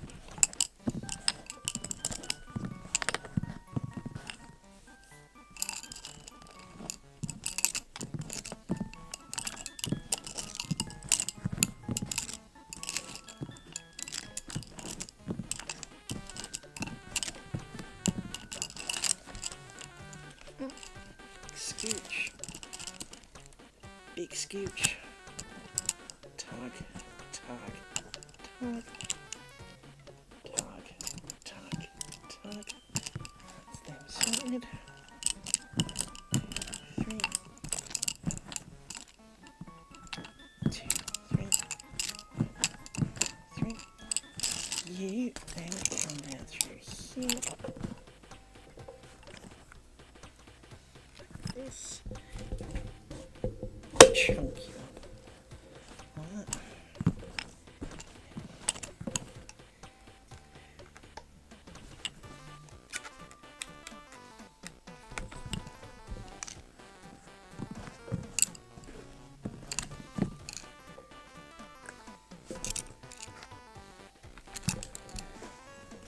If we go any further, we will roll you up a bit because I've lost sight of you. There you are.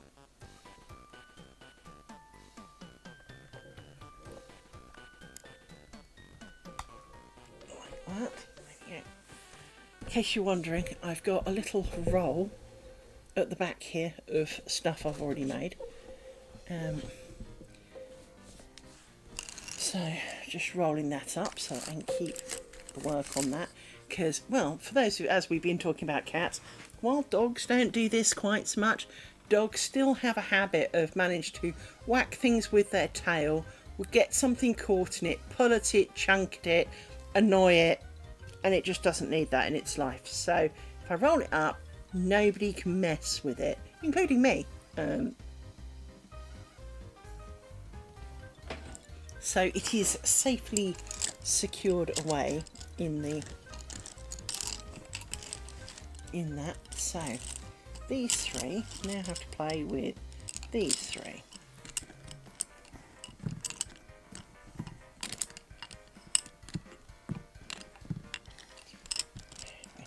Dance.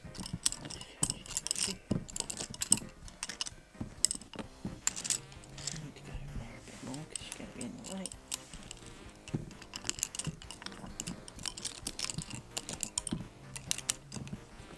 Just realised I didn't watch any Doctor Who today. Did I watch? No, I keep trying to watch a film and I get distracted. I don't fall asleep, so yesterday we talked about films where you start trying to watch, or books where you start watching it and it's like there's a hidden, someone's previously hypnotised you and there's like a catchphrase or something, and it's kind of like the lifeboats are released instantly, just like puts you to sleep or something, right? And you don't know what the phrase is because all you do is you wake up later and kind of go, oh, how come I missed that? Because I keep trying to, well, I tried to watch Aquaman 3 times, I think, and each time I fell asleep at almost exactly the same place, and so I have no idea what happens in that film because I sleep through it. I also had a book that I couldn't get past the first page. When I skipped that, because it was a bunch of short stories, when I skipped that story, I could read the rest. I just couldn't read the one on the first chapter, so I still don't know what that one was about. But I was trying to watch Knives Out, which is Daniel Craig,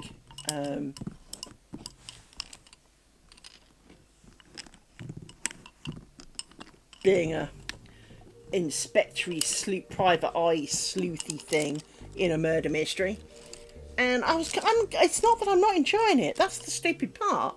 I really was enjoying it, and about 10 minutes in, my brain would just kind of wander off into another little world, and next thing I'd know, I'd have been doing something else and I have no idea what's going on in the story. So I'd wind it back a good chunk, right, okay, I vaguely remember this, let's watch from that.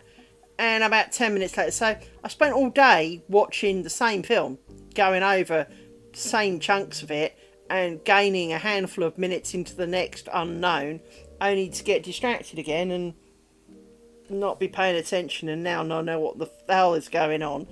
And so I will continue to try and watch that, I guess, tomorrow, because, well, I still don't know what happened. Well, I kind of know what happened, I think, but I'm only halfway through the film, so...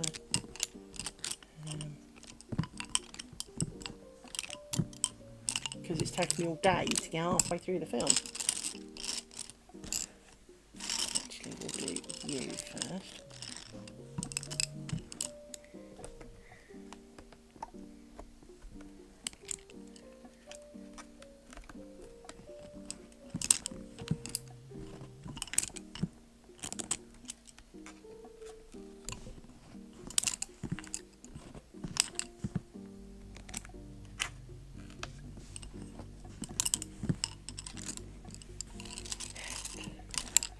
And now, finally, we do it with you two. Okay.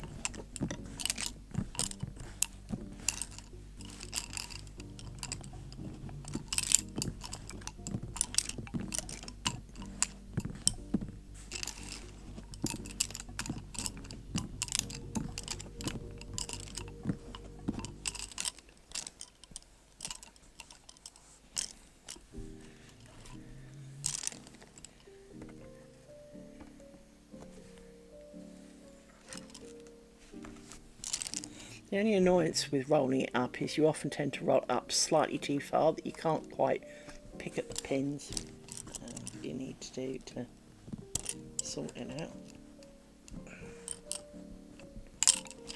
Okay.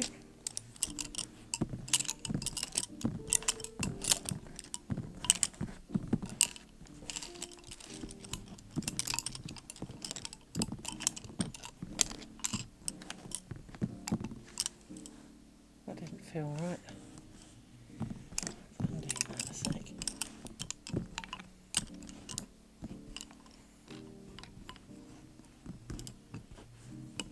So we've done you.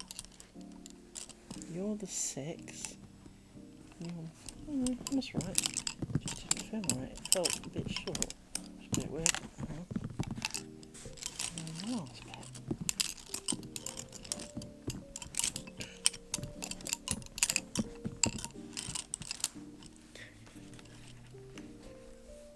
Yep.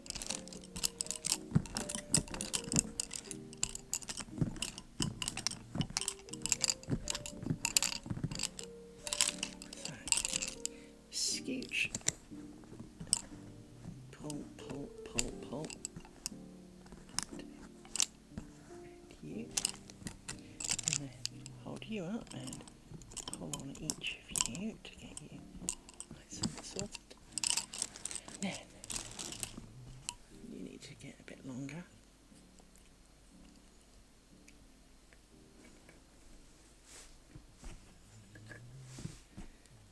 You are resisting because you can. Right.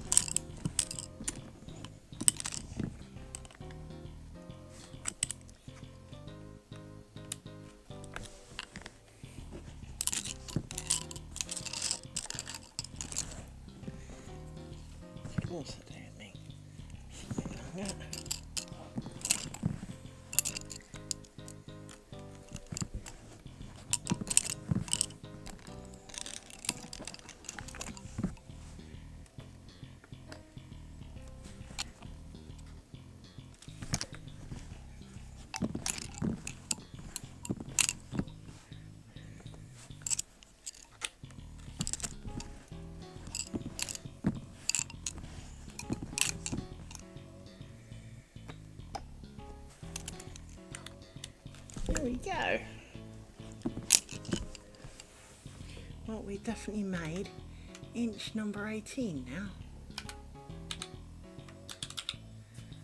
So there you go. Because 18 is a line here, so while this side is slightly behind, there is quite a fair chunk, so we have definitely made it to inch number 18.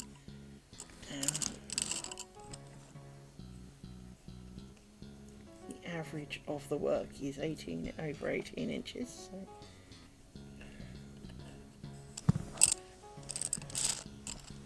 That's a good thing.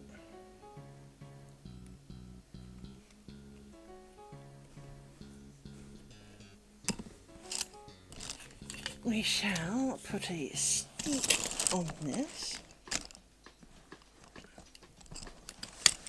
Put that there, and stick on here, and put over here.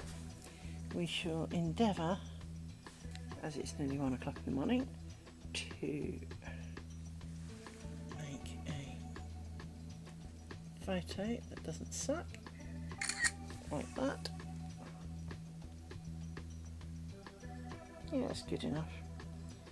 She says quickly checking for mistakes, because for those who are unaware, if you do any form of crafting, the quickest way, there's one, fuck. The quickest way to find mistakes, and the reason for the swearing, is because if I, there, that bar that's here should not be here. I didn't go twice round the pin. I forgot. Now, is that fixable? It is, but it's a lot of work.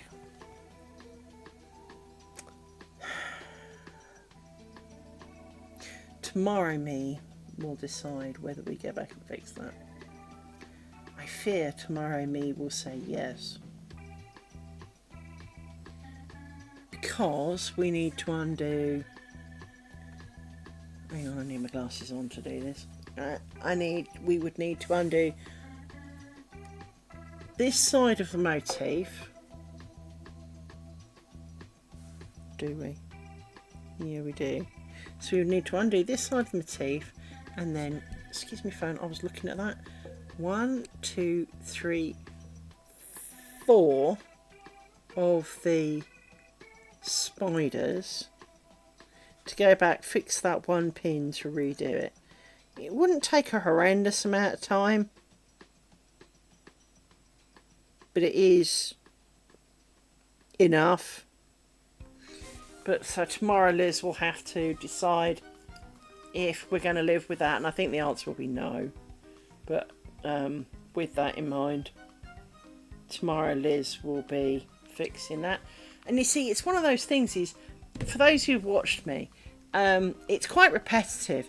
And so it does seem rather surprising that you look back and go, well, I didn't do that right. And there's a bit of you going, how? It's not hard. But, oh well, such as it is. Tomorrow Liz now has a mistake to fix. If I forget, well, I forget. And the mistake will haunt me forever. I'm not saying there aren't some other mistakes, but they are... the ones we have seen, let's put it that way, the ones that have been noted to date were all, instead of 3 twists, I only did 1. So there's still a twist, so it doesn't stand out from a mile away. Whereas that one will stand out a lot more because there's a vertical line when there shouldn't be one. And that will stand out quite a chunk more. So, yeah, bit of a shame. But for those of you who have stuck with me for most of this 4 hours, good on you. I thank you for joining me today. I will be back tomorrow. Tomorrow's Thursday. Yes, I will be back tomorrow. And well, tomorrow Liz will be probably fixing that. So I will undo a chunk and fix that. Yeah. As I said, please join the Discord if you want for more information. It's not a very spammy Discord. It's not really there for... It's more there for notifications rather than conversations. Conversations are welcome. You're very, very welcome to post your own crafting efforts for us all to see and share. However, 99% of its origin is there for me to say to you, I've changed my mind, I'm not going to stream today because, or I'm going to be late because I'm hungry, or whatever it is. Because right now I've got a real cankering for some food, and it's 1 o'clock in the morning, so that's how that goes. It is partly, and I'm right here, right now. If I lived a lot nearer McDonald's, I'd do a McDonald's run. I used to do midnight. I went through a spate of McDonald's midnight runs in my last house because it was a bit closer to McDonald's. I mean, McDonald's ain't that far away, but I do have a bit of a hankering from, a warm cooked meal. And McDonald's being available at midnight is definitely a bad thing. And so right now would have been a prime time for a McDonald's run for a couple of burgers and a fry or two. Just because it tastes nice. I mean, I know it's a bit debatable sometimes, but when you don't have to cook it yourself, it always tastes better than not. But I have ordered food for tomorrow, so I have some new snacks coming tomorrow, which will be helpful. I've got some snacks for now. I'm not going to die. I've got food. I just don't want to do any of it. I want it, I want it pre-done. I just want to eat it. So it will be something, cheese in a wrap of some kind. Probably won't even heat it up. I'll just eat it because I quite enjoy cheese. Cheese is a good thing. So I shall see you tomorrow. Take care, everybody, and let me see if there's someone that I can pass you on to of equally craftiness. Let me have a look. See who we've got that I know of and what they're doing.